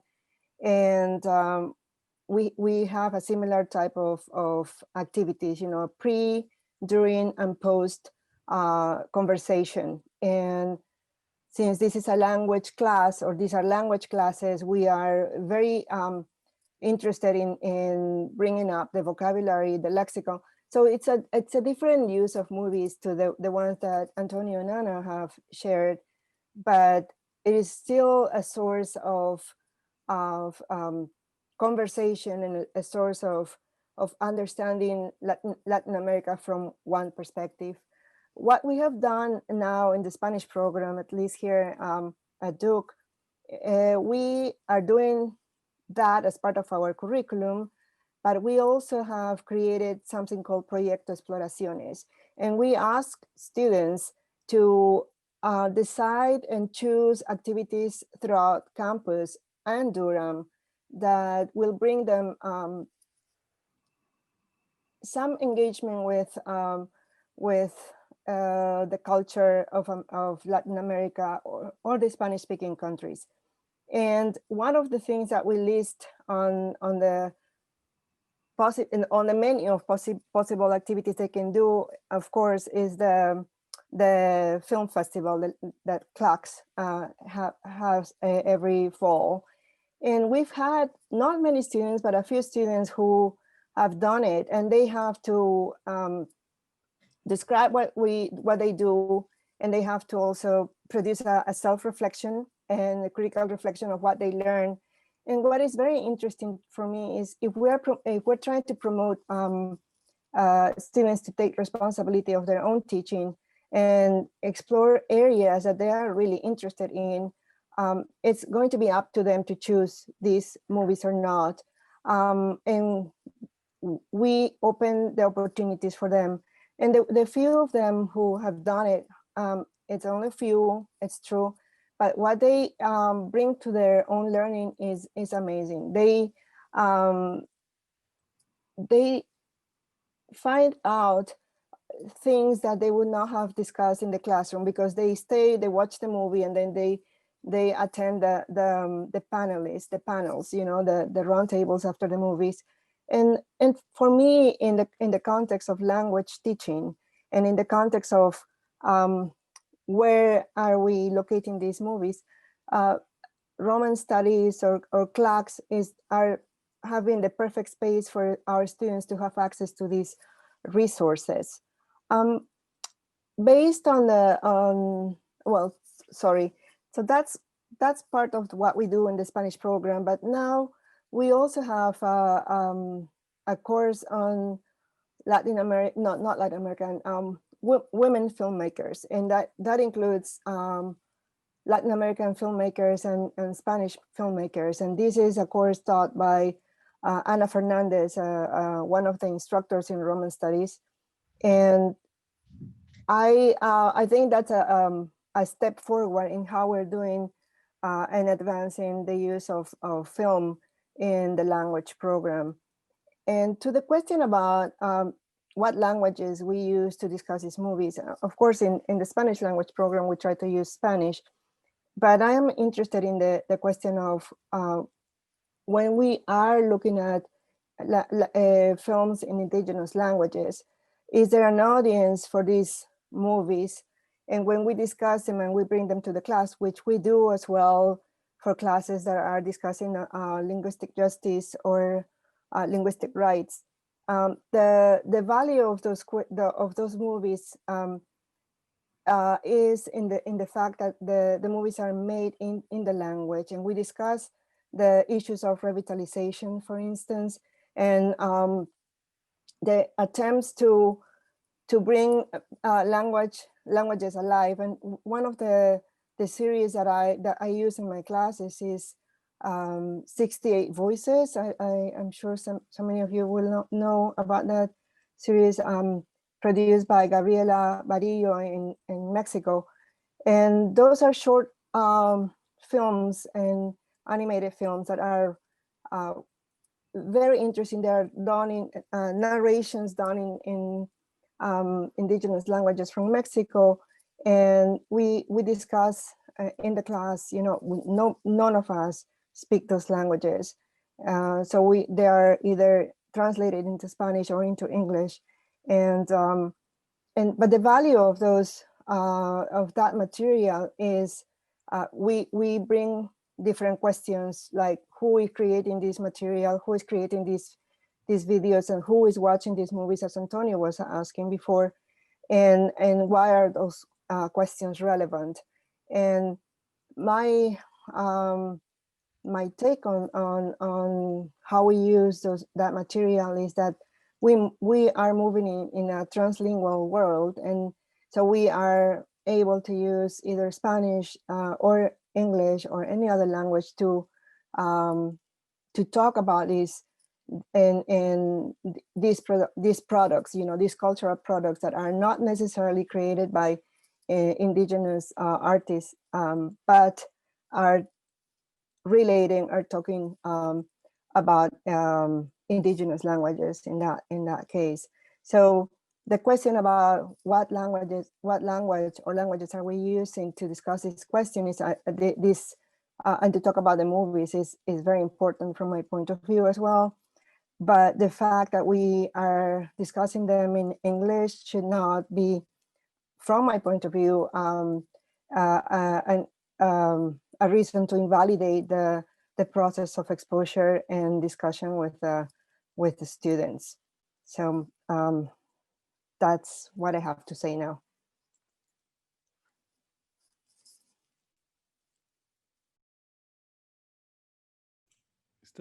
Are you muted, Ken? You're muted. Thank you very much, Liliana. I would now like to give the panelists an opportunity to speak now that we've heard all three panelists on the roundtable. Antonio, do you have something you'd like to add now that you've heard all the speakers at this point?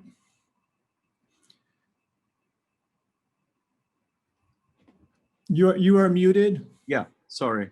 No, I was gonna say that I mean, there is a question in the chat that I wanted to address, but before that, I wanted to say to Liliana that I do understand the value of the presence of indigenous languages in Latin American films, right? And it's not that I do not have an appreciation of that. It's just that I think that the debate is a little bit more complicated in the way that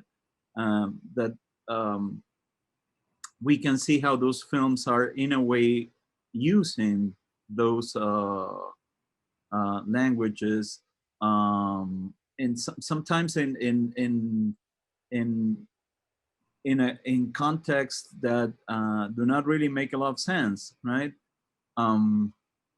I do. I mean, the one film that I think has addressed this issue in some way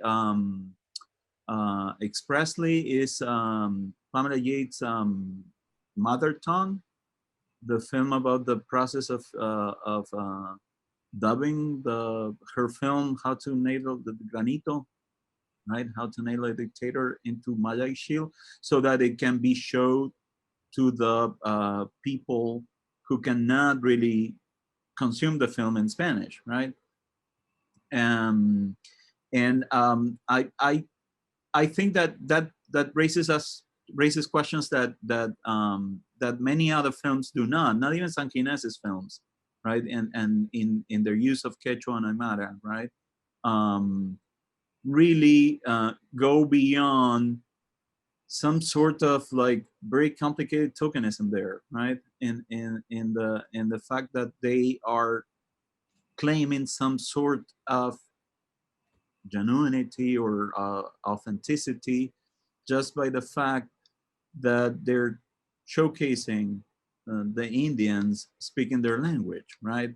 To be blunt, really. And I know that that's not what San Ginés intended, right? But it's something that comes up as a result of what he does, as a matter of fact, right? And then to Salome's question. And Antonio, we not everyone can see it. I should read it first. Oh, okay, great. There's it's chat. I'm sorry? It's in the chat, not in the Q&A. Right. I can see it. Okay. It's the question from Salome is, could you say something about how you see the special challenges of teaching Latin American cinema as opposed to teaching Italian neorealism or Soviet montage? Introduction to film analysis courses often include weeks devoted to formal issues that use Soviet or Italian or French or US or Chinese films. That sort of thing is not usually done with Latin American films or African films. Why is that, and does it make sense to teach films formally in that familiar way? Or should language literature departments' culturally sensitive approaches actually guide Latin American film pedagogy? There are many questions there, right? But yeah, great. No, I was just going to say that, of course, we have to come back to the issue of the canon here, right? And how Latin American cinema has or had not made it to the canon. And I could say that it hasn't, right? And that that it's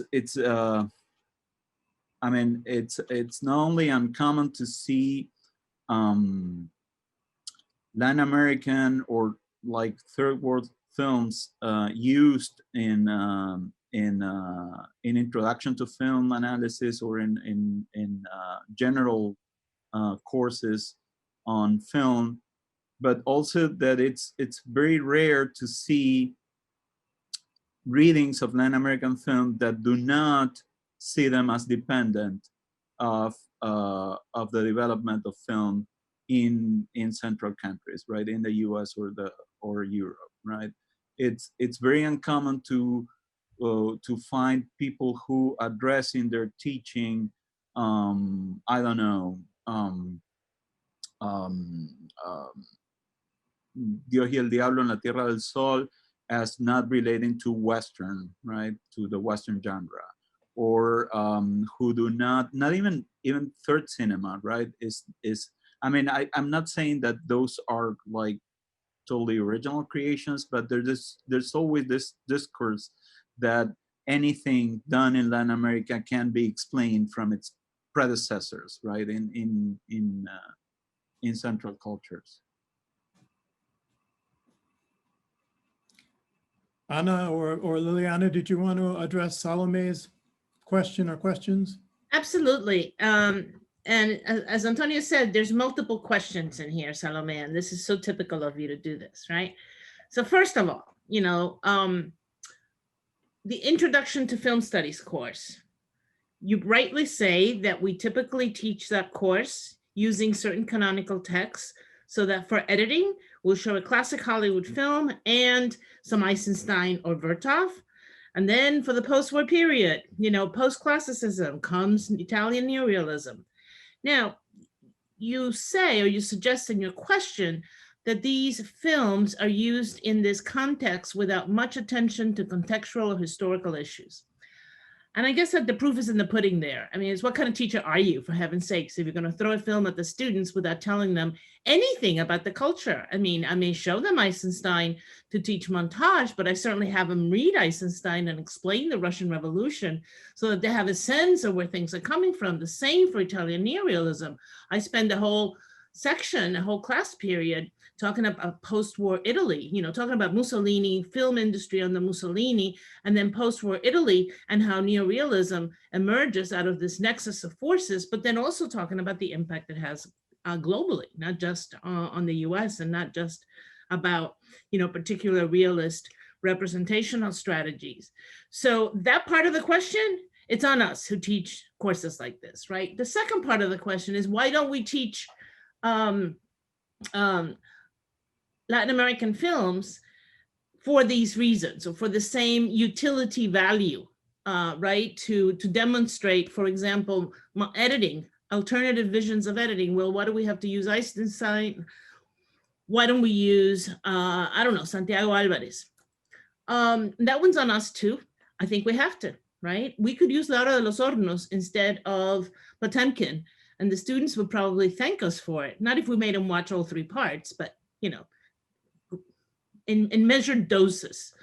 So that one's on us too. I mean, I think we have to do that. For example, when we teach history of international cinema before sound, or before the 1960s, which is a typical course that you find in film curricula.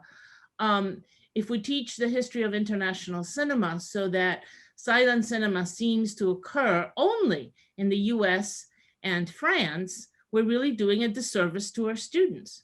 Similarly, when we teach classical cinema, if all we teach as classical is Hollywood cinema, we're doing a disservice to our students as well.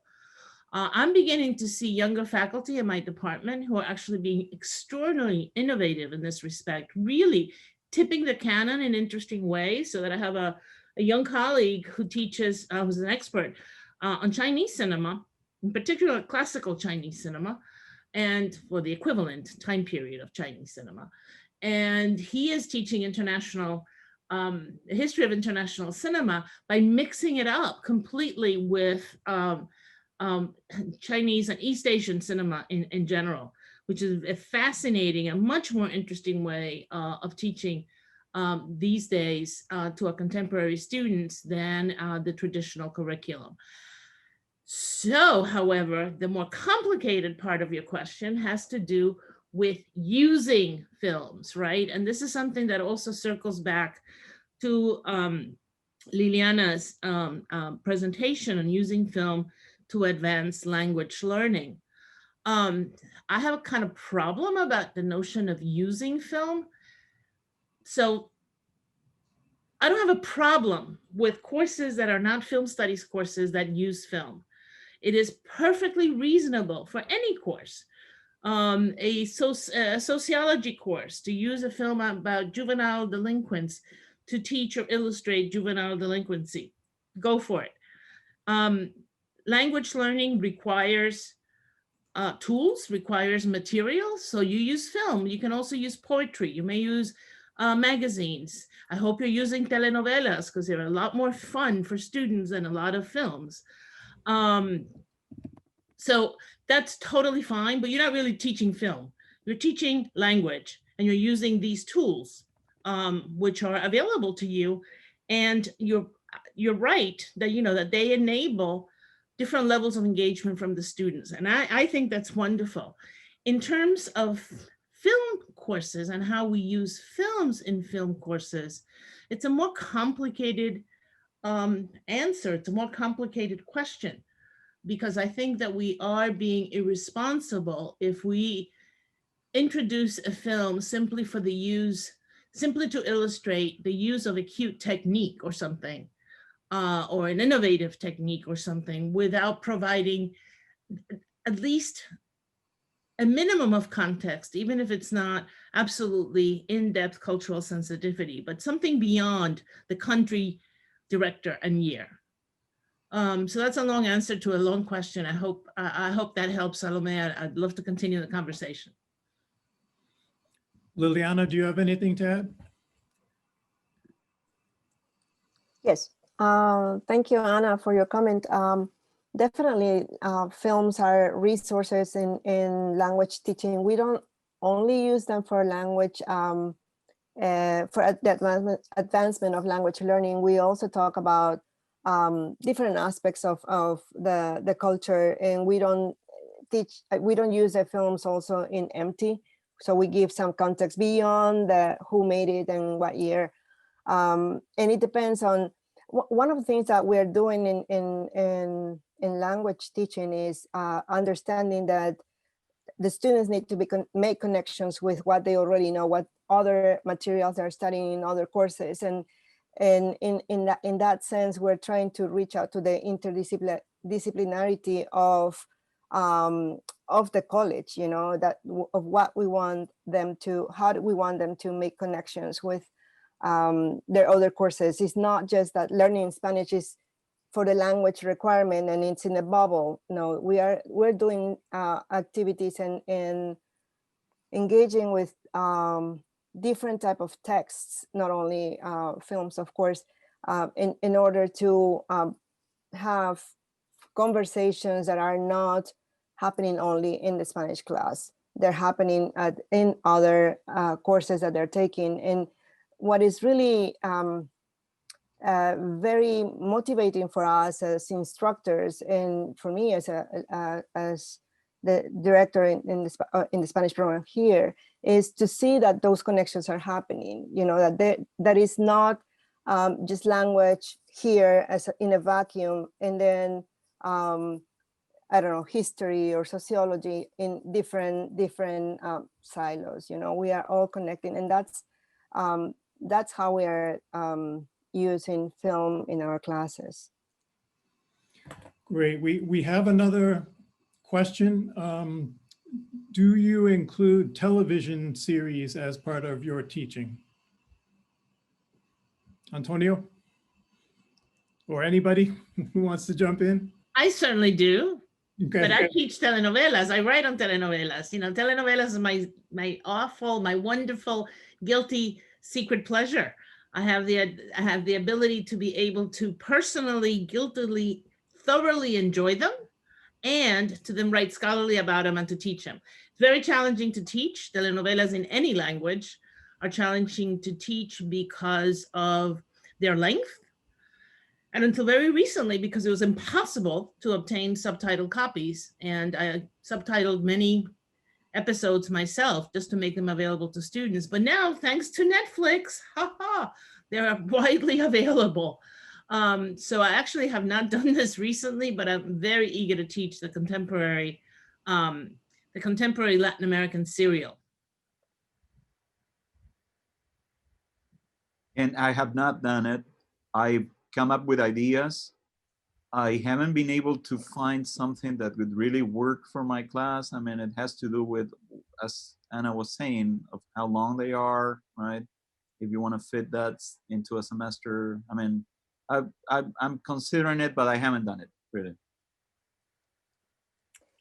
Yeah, and we are considering it also in the Spanish program. And Ana Fernandez, for instance, she really is into teaching film and other audiovisual products, and she would like to teach one of the Spanish series, Las Chicas del Cable, I think is what she's been thinking about, and instead of watching a movie, just go through that throughout semester.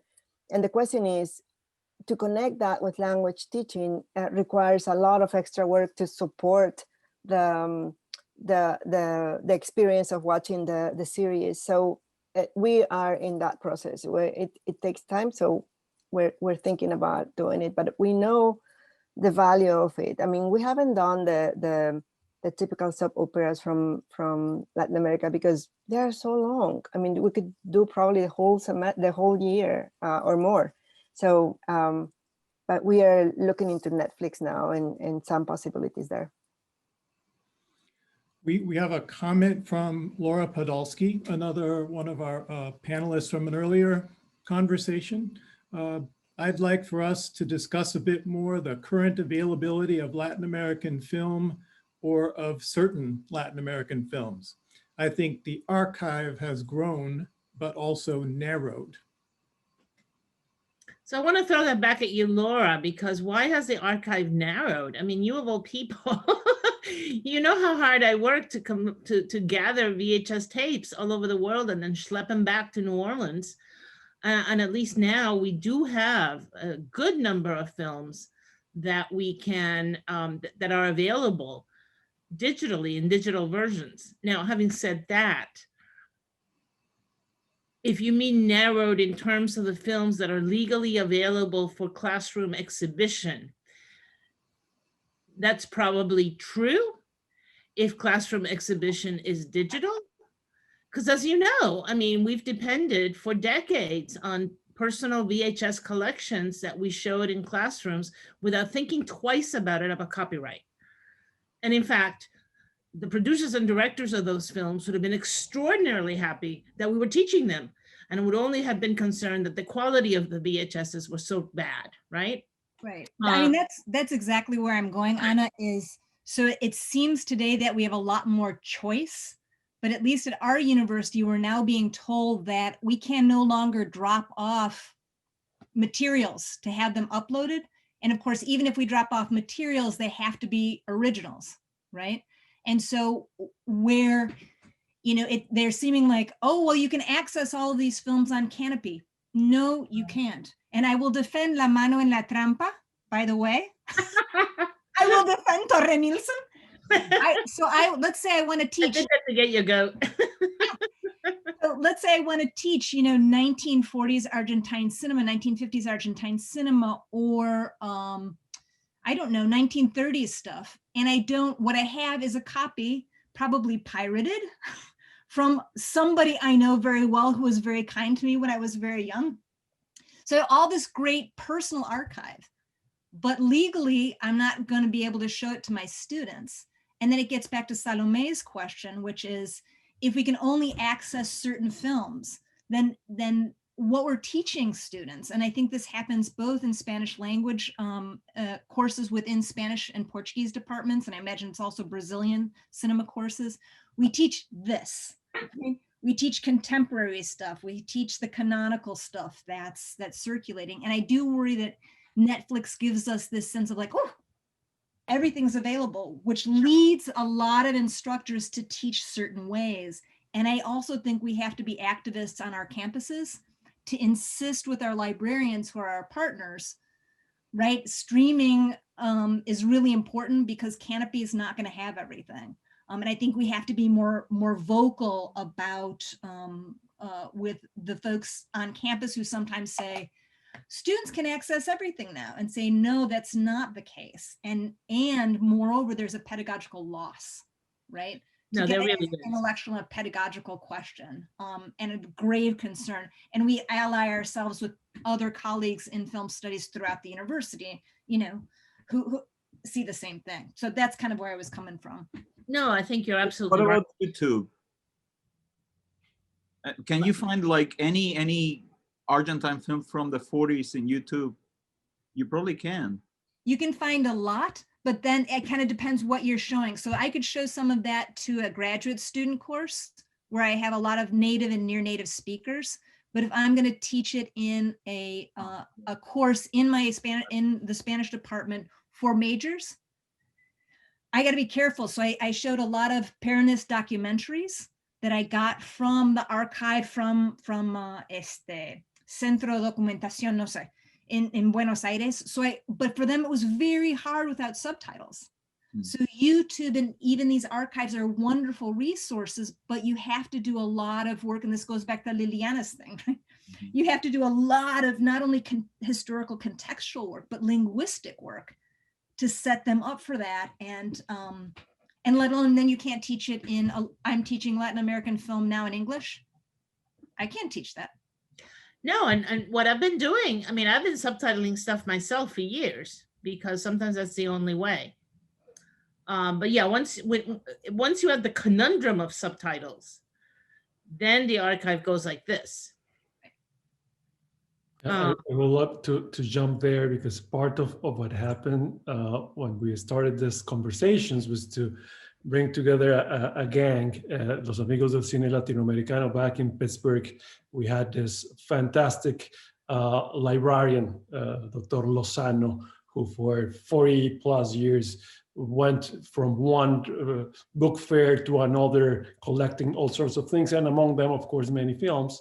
And many of them also came through, as Anna was telling us, the 2 or 3 distributors, right, that were there. And suddenly he is close to pass away. Then we go to his home in Pittsburgh, in one of the old neighborhoods, you know, it was like a haunted house full of books and movies. And we found close to 1,500 titles. there that couldn't be really put into the collection because of provenance. And we said, who cares? We are going to bring them to the library and we're going to start showing them, right? And somehow now they were cataloged. There are many problems of provenance, of course, but at the end it doesn't matter because it was another age. We are in a new age, right? Now here we at the Consortium in Latin American Caribbean Studies, UNC Duke, for 35 years, thanks to Sharon Mujica, we have had a large film collection, 750 plus titles from VHS, all sorts of things. They have been slowly digitalized, but we have the same problem. We cannot really use them widely because of copyright issues, and maintaining these kinds of archives are very, very tough. And then availability is still a problem, as Laura was saying.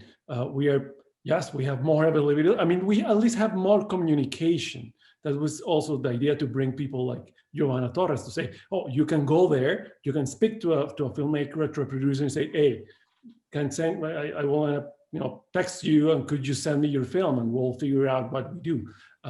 We do all sorts of crazy things in these little spaces, trying to provide a space for these other voices, because if not, we end up just showing the same old and the things that come through major distributors, and it doesn't make sense, because not only the grammar of the visual, but the grammar of the Spanish, or the several languages, or the Portuguese, or all sorts of things happen there, right? The thematics are also very wide and spread, and we have to really thread really finely to try to find the right things to teach, and it's not easy. I think the question of streaming is a very complicated one that, as Laura points out, is adding an unsuspected layer of complexity because of how libraries and IT departments at our institutions are reading copyright law, right? So many years, not too long ago, I didn't think twice about walking into my classroom where I was going to have a screening with my bootleg VHS or my bootleg AVI. But now if I don't have in-person screenings and the students do them as homework, where they're being streamed from some central university repository, then I don't have that freedom anymore, right? I have to have an original copy. Well, what's an original copy? I mean, I bought an original in some street fair in Rio de Janeiro, in a Camelo. Is that original? It's original to me. I mean, it has a nice cover. Do the producers know I own it? Probably not. And to get to the point you just made about archives, I have thousands of VHS tapes that I've collected over my lifetime, and the library is not interested in them. Not because they have copies of those films, but because of issues of provenance. So we have our two librarians from UNC Chapel Hill and Duke University here with us, who deal with this in every single, every day.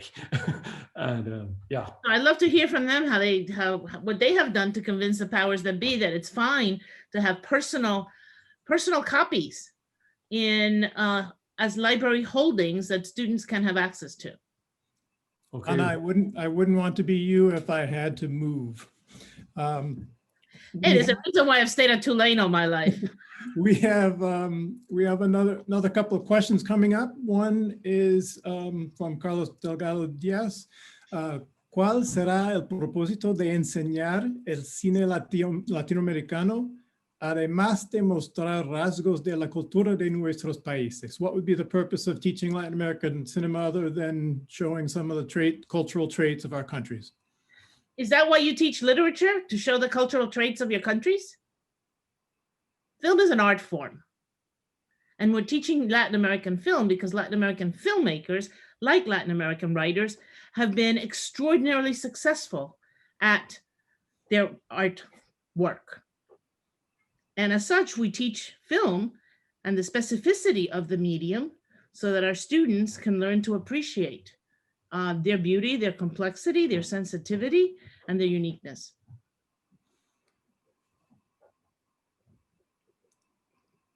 If I may add something to that question that perhaps the questioner might be getting at is there a visual vocabulary within Latin American film that is worth teaching, or a set of visual tropes or a visual style that this is certainly related to Salome's question. Well, I may say something about that. I think it's important to point out that's a tricky question, because I always wonder when I teach Argentine cinema, right? What am I really teaching, right? Am I teaching Argentine cinema? Am I teaching Latin American cinema? Am I teaching cinema, right? Am I doing the three things at once? Am I doing just one of them, right? And also, because I teach in Spanish mainly, right? I wonder, am I teaching Spanish or am I teaching cinema, right?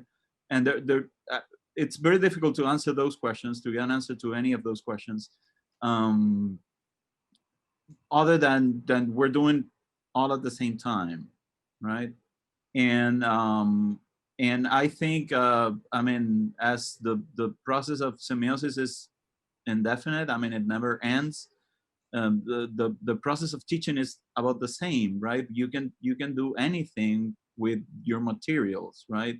You can be teaching, and in a way, I was going to mention, Anna, that kind of like the structure of the volume that we have prepared, that we have under preparation, I would say, kind of like reflects on that, right? And we have a section that deals with the teaching of theories and histories of Latin American cinema, and then a section that has to do with the teaching of Latin American identity through cinema, and the teaching of social problems through cinema, or with cinema, or in cinema. And of course, you can be doing all those three things at once in a class, right? So I think there are multiple answers to that question, right? There are many other things that we want to do. And also, I mean, there's always the fact that you want to probably say that there is a premise in that question, right? What's the purpose of teaching Latin American cinema other than showing our culture? Maybe the film does not show our culture, right? Why do we have to assume that that's what the film is doing, right? Maybe it's not doing that, right? I mean, you're coming from a very narrow perspective when you get to such a question.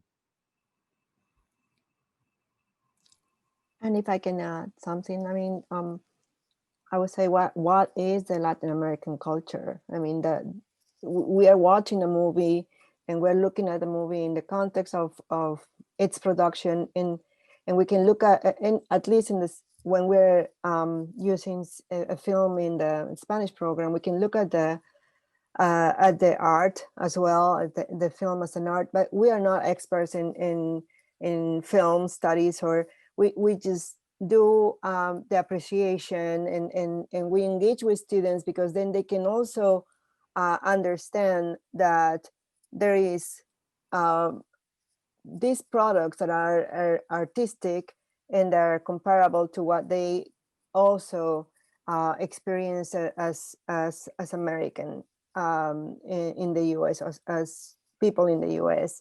And that comparison for us is important in the process of understanding their position in relationship to the rest, to the others. We have a couple of questions that return us to the topic of indigenous cinema, and I think they also might provide us with a good opportunity to start circling back to some of the original issues raised by our co-authors in their book. But Gustavo Furtado from Duke has a comment or question.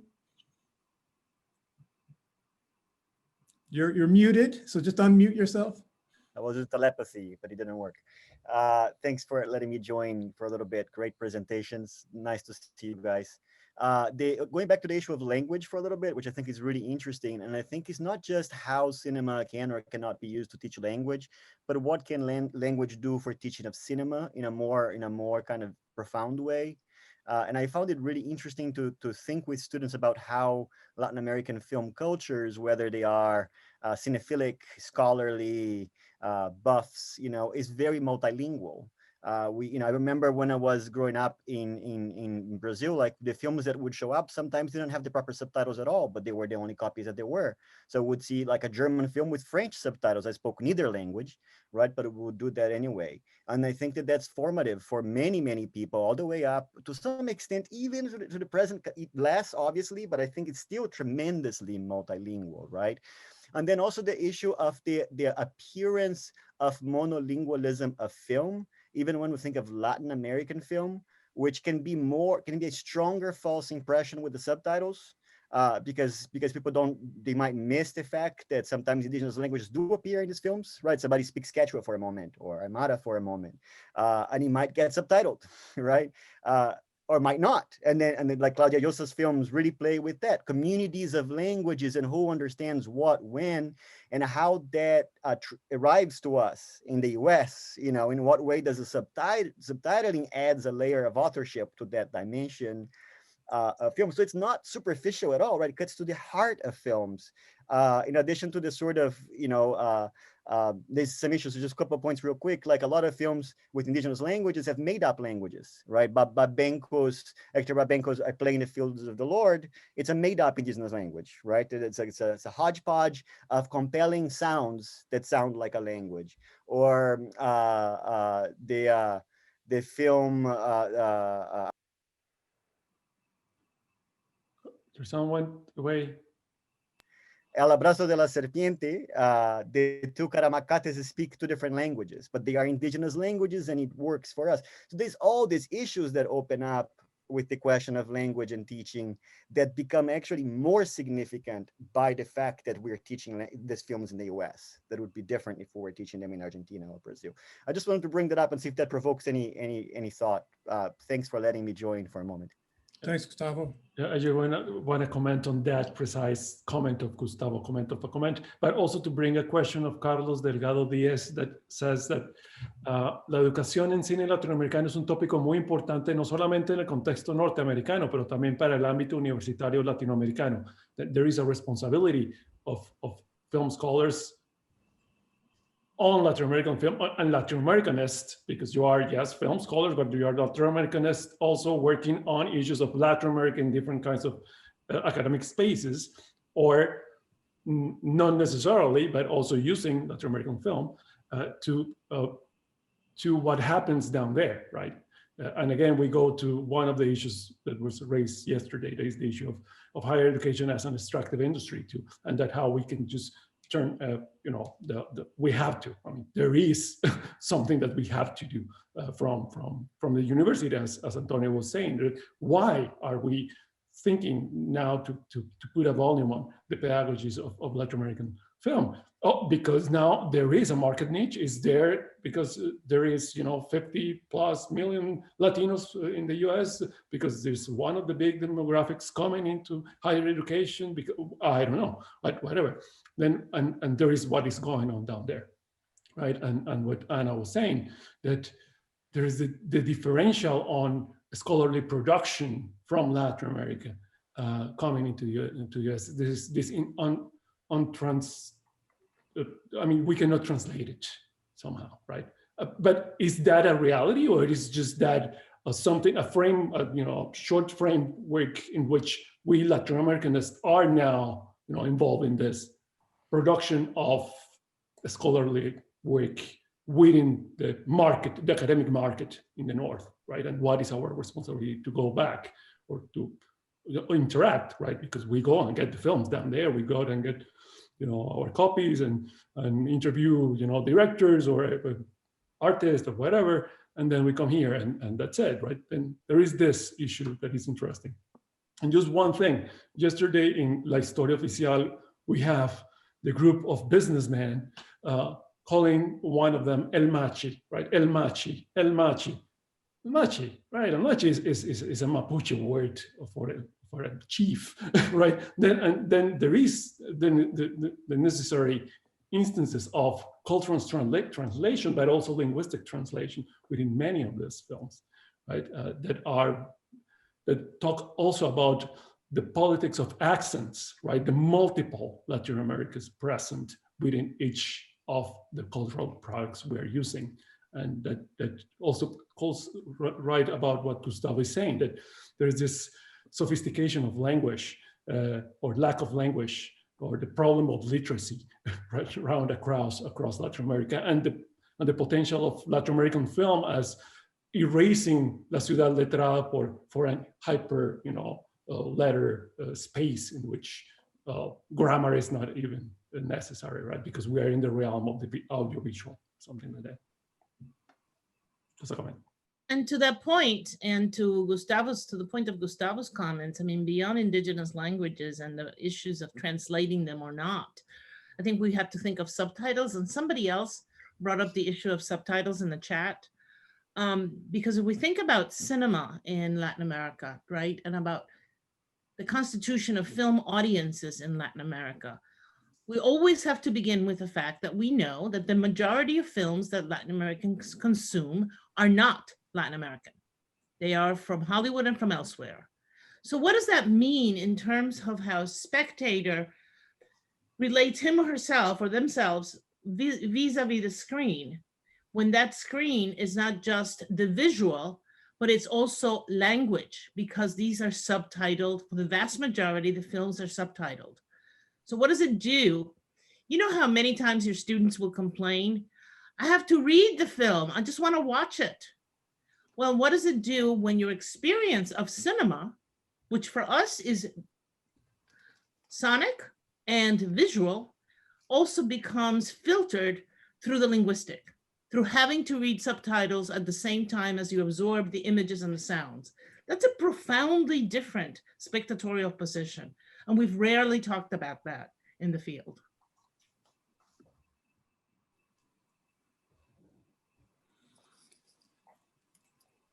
I may add to that one of the points of reflections that I usually do in my classes, for example, when I teach in an intro to Latin American culture, and I use a film, I mean, it's not a class devoted entirely to film, but I use a film there, which is Siete Cajas, the Paraguayan film, right?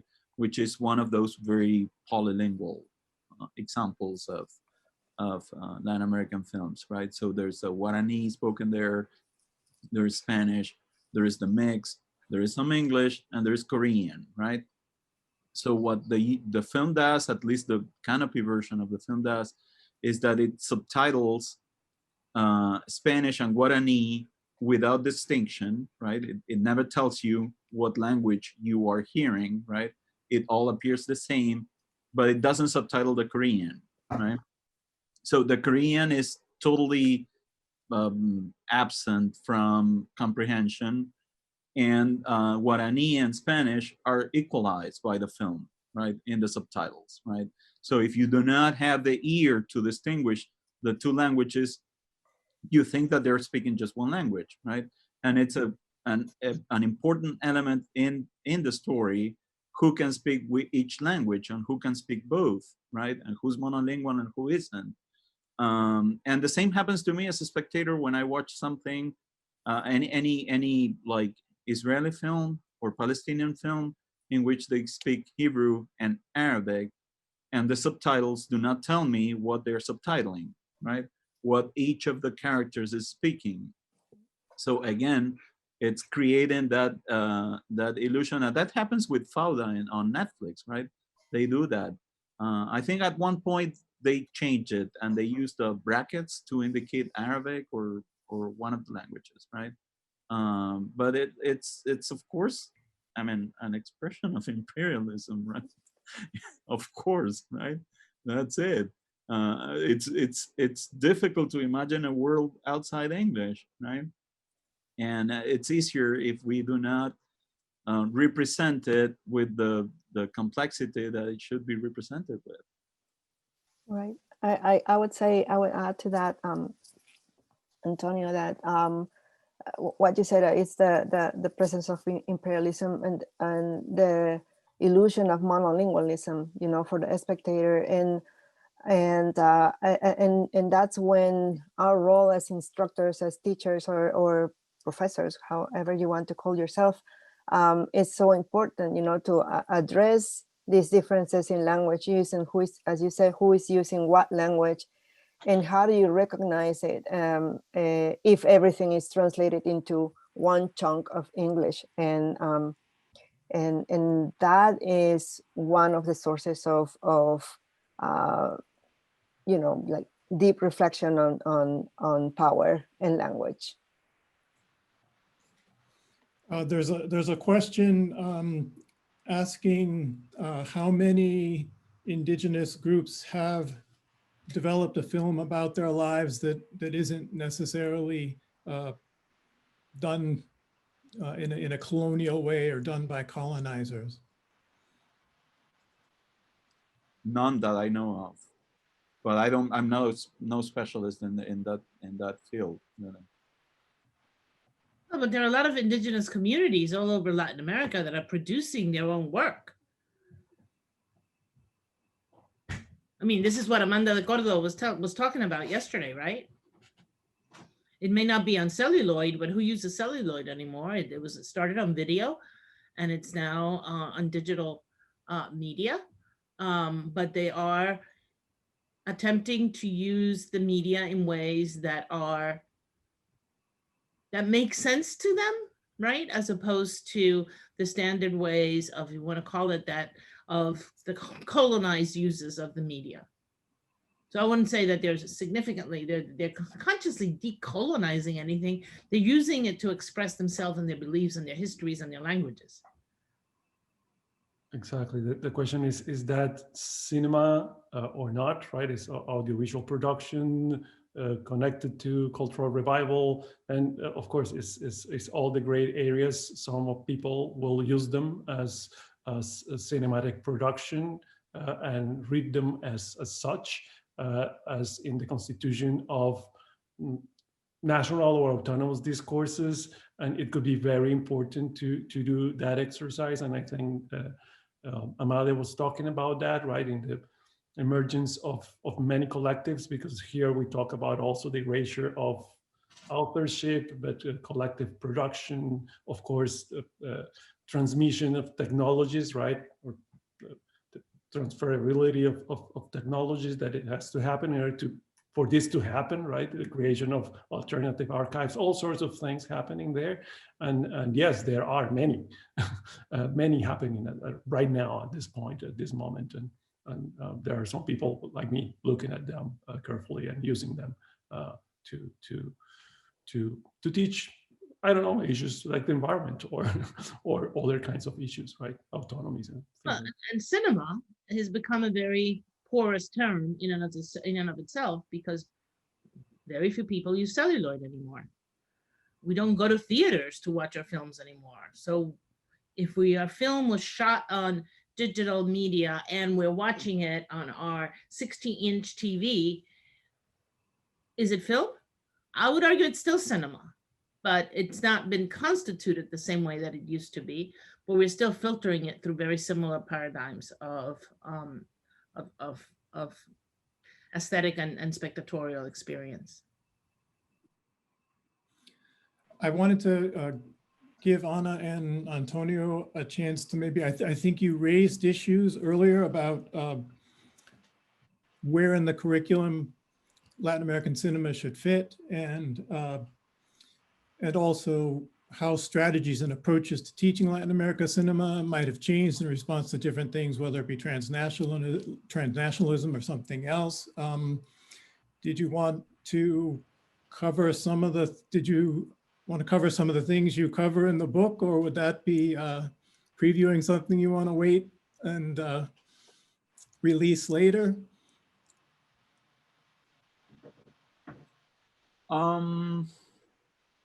I don't know. I was gonna say that I think everybody, almost everybody at least in U.S. Higher education today, who's teaching anything that has to do with Latin America is using film, right? So it's like everybody is all of a sudden teaching film, and of course, like coming from very different perspectives, coming from very different training, right? So in a way, the need of the volume had to do with the fact that that we wanted to offer some tools and some experiences that that come from those very different backgrounds.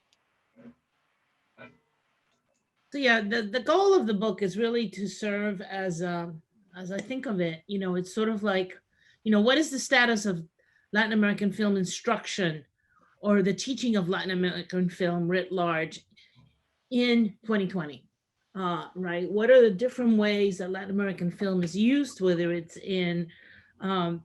used to advance language learning or to deconstruct complex political situations in a political science class or sociology class, right? What's the range of these uses that Latin American film is serving in the academy today? But also, how is Latin American film being taught as film itself, right? So what is the immersion of Latin American film into the canon, into the general curriculum of film studies, right? So we have voices, we want to hear from those people who are teaching film in film studies and how they are doing that in relationship to the rest of their teaching or their responsibilities to teach the canon in some ways, which we do have. And then we also wanted to not be thoroughly and unconscionably US-centric. So we tried to include, but obviously we can't include the entire world, but we try to include some voices from individuals who teach Latin American cinema within Latin America and in other countries and in other parts of the world. And that's been a rather interesting exercise. And sometimes I wish that we had more space so we could hear more from those voices. Because we have, for example, a colleague of Antonio's or somebody Antonio knows who teaches Latin American cinema in Korea. And his take on this is just absolutely fascinating. Or the different ways in which Latin America is taught, say, in Brazil versus in Cuba, right? And then we see that in the context of how it is taught and used in the US. So I think that's one of the contributions the volume will make, in addition to, I hope, being useful to those who want to get new ideas about what to do in the classroom with Latin American film, whether you want to focus very much on the cinematic or you really want to use film, but use it appropriately, right? Like Liliana and her colleagues do at Duke to explore the acquisition of some knowledge of some other kind that's not necessarily film studies knowledge, whether it's language acquisition or knowledge about culture, right? So we hope that the volume, it is our hope that that is what the volume will accomplish. Are there any particular films that from the last several years that are particularly rich for new pedagogic approaches to Latin American film? Well, Antonio, what's that film that we had like a bunch of submissions on, the Colombian film? Yeah, it was El Ojo de la Serpiente. That seems to be a hot one that the different people wanted to write about from rather distinct perspectives, right? And I don't know, to get back to Laura Podolsky's question, is it a question of access? I'm actually really surprised that we didn't get any proposals on Roma. Mm-hmm.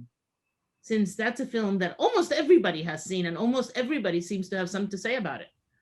But I don't think it's quite made it into the classroom yet, or I don't know.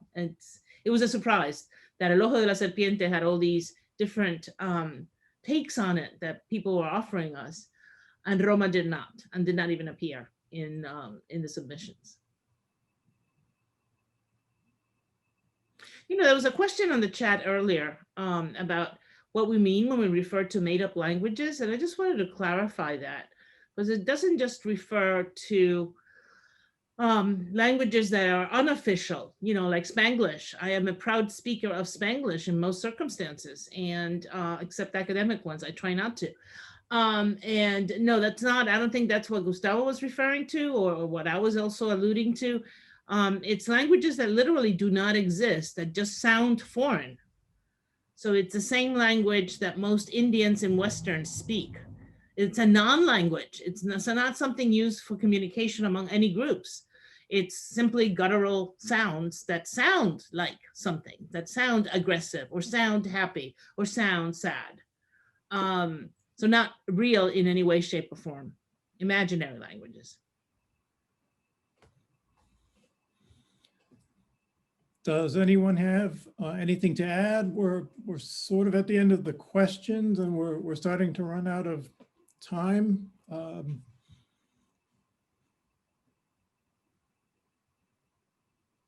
I think that just people want to get ready also for the film that is coming.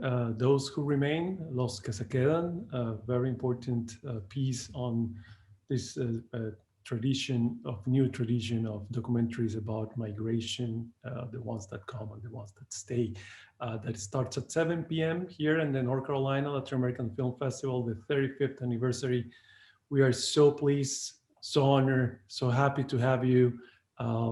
Liliana Paredes, Ana López, Maestra, Antonio Gomez, long time no see. You are the same. Time just treats you well in Tulane. And thank you so much, everybody. Thanks to everyone for the great conversations, and to the previous panels as well. It's been really fabulous. Yeah, to our attendees from in Latin America, we have several people attending today's talk. Muchas gracias por estar aquí con nosotros. Sabemos lo complejo que es conectarse desde América Latina. Muchas gracias. Estaremos haciendo más programas que toquen estos espacios. El COVID nos trae esa posibilidad. Estamos agradecidos por eso, a COVID. And thank you very much, everybody, for being here. Remember, the NCLAFF Latin American Film Festival is just starting. We have 8 more days, lots of great goodies coming. Tomorrow we'll have Charlie Thompson, the co-director of the Guest Worker, that has been here. Listen to this, because he's also going to teach a K-12 workshop on how to teach Latin America through documentary films. That's something else that we do in the Consortium for Latin American and Caribbean Studies next Saturday at 9 to 11 a.m. And many other goodies coming in the North Carolina Latin American Film Festival. Thank you very much, Ken, my friend and co-worker, for hosting this panel, wonderful panel to close these sections of conversation. Seguimos conversando. Muchas gracias. Gracias a ustedes. Gracias a ustedes. Gracias, Antonio y Ana. Gracias, Liliana. Encantada de conocerte. Igualmente. Y gracias a todos los atentos oyentes, cuyas caras no pude ver. Exacto. Pero que estamos muy gratos por su presencia. Muy, muy amables. Una feliz tarde de sábado.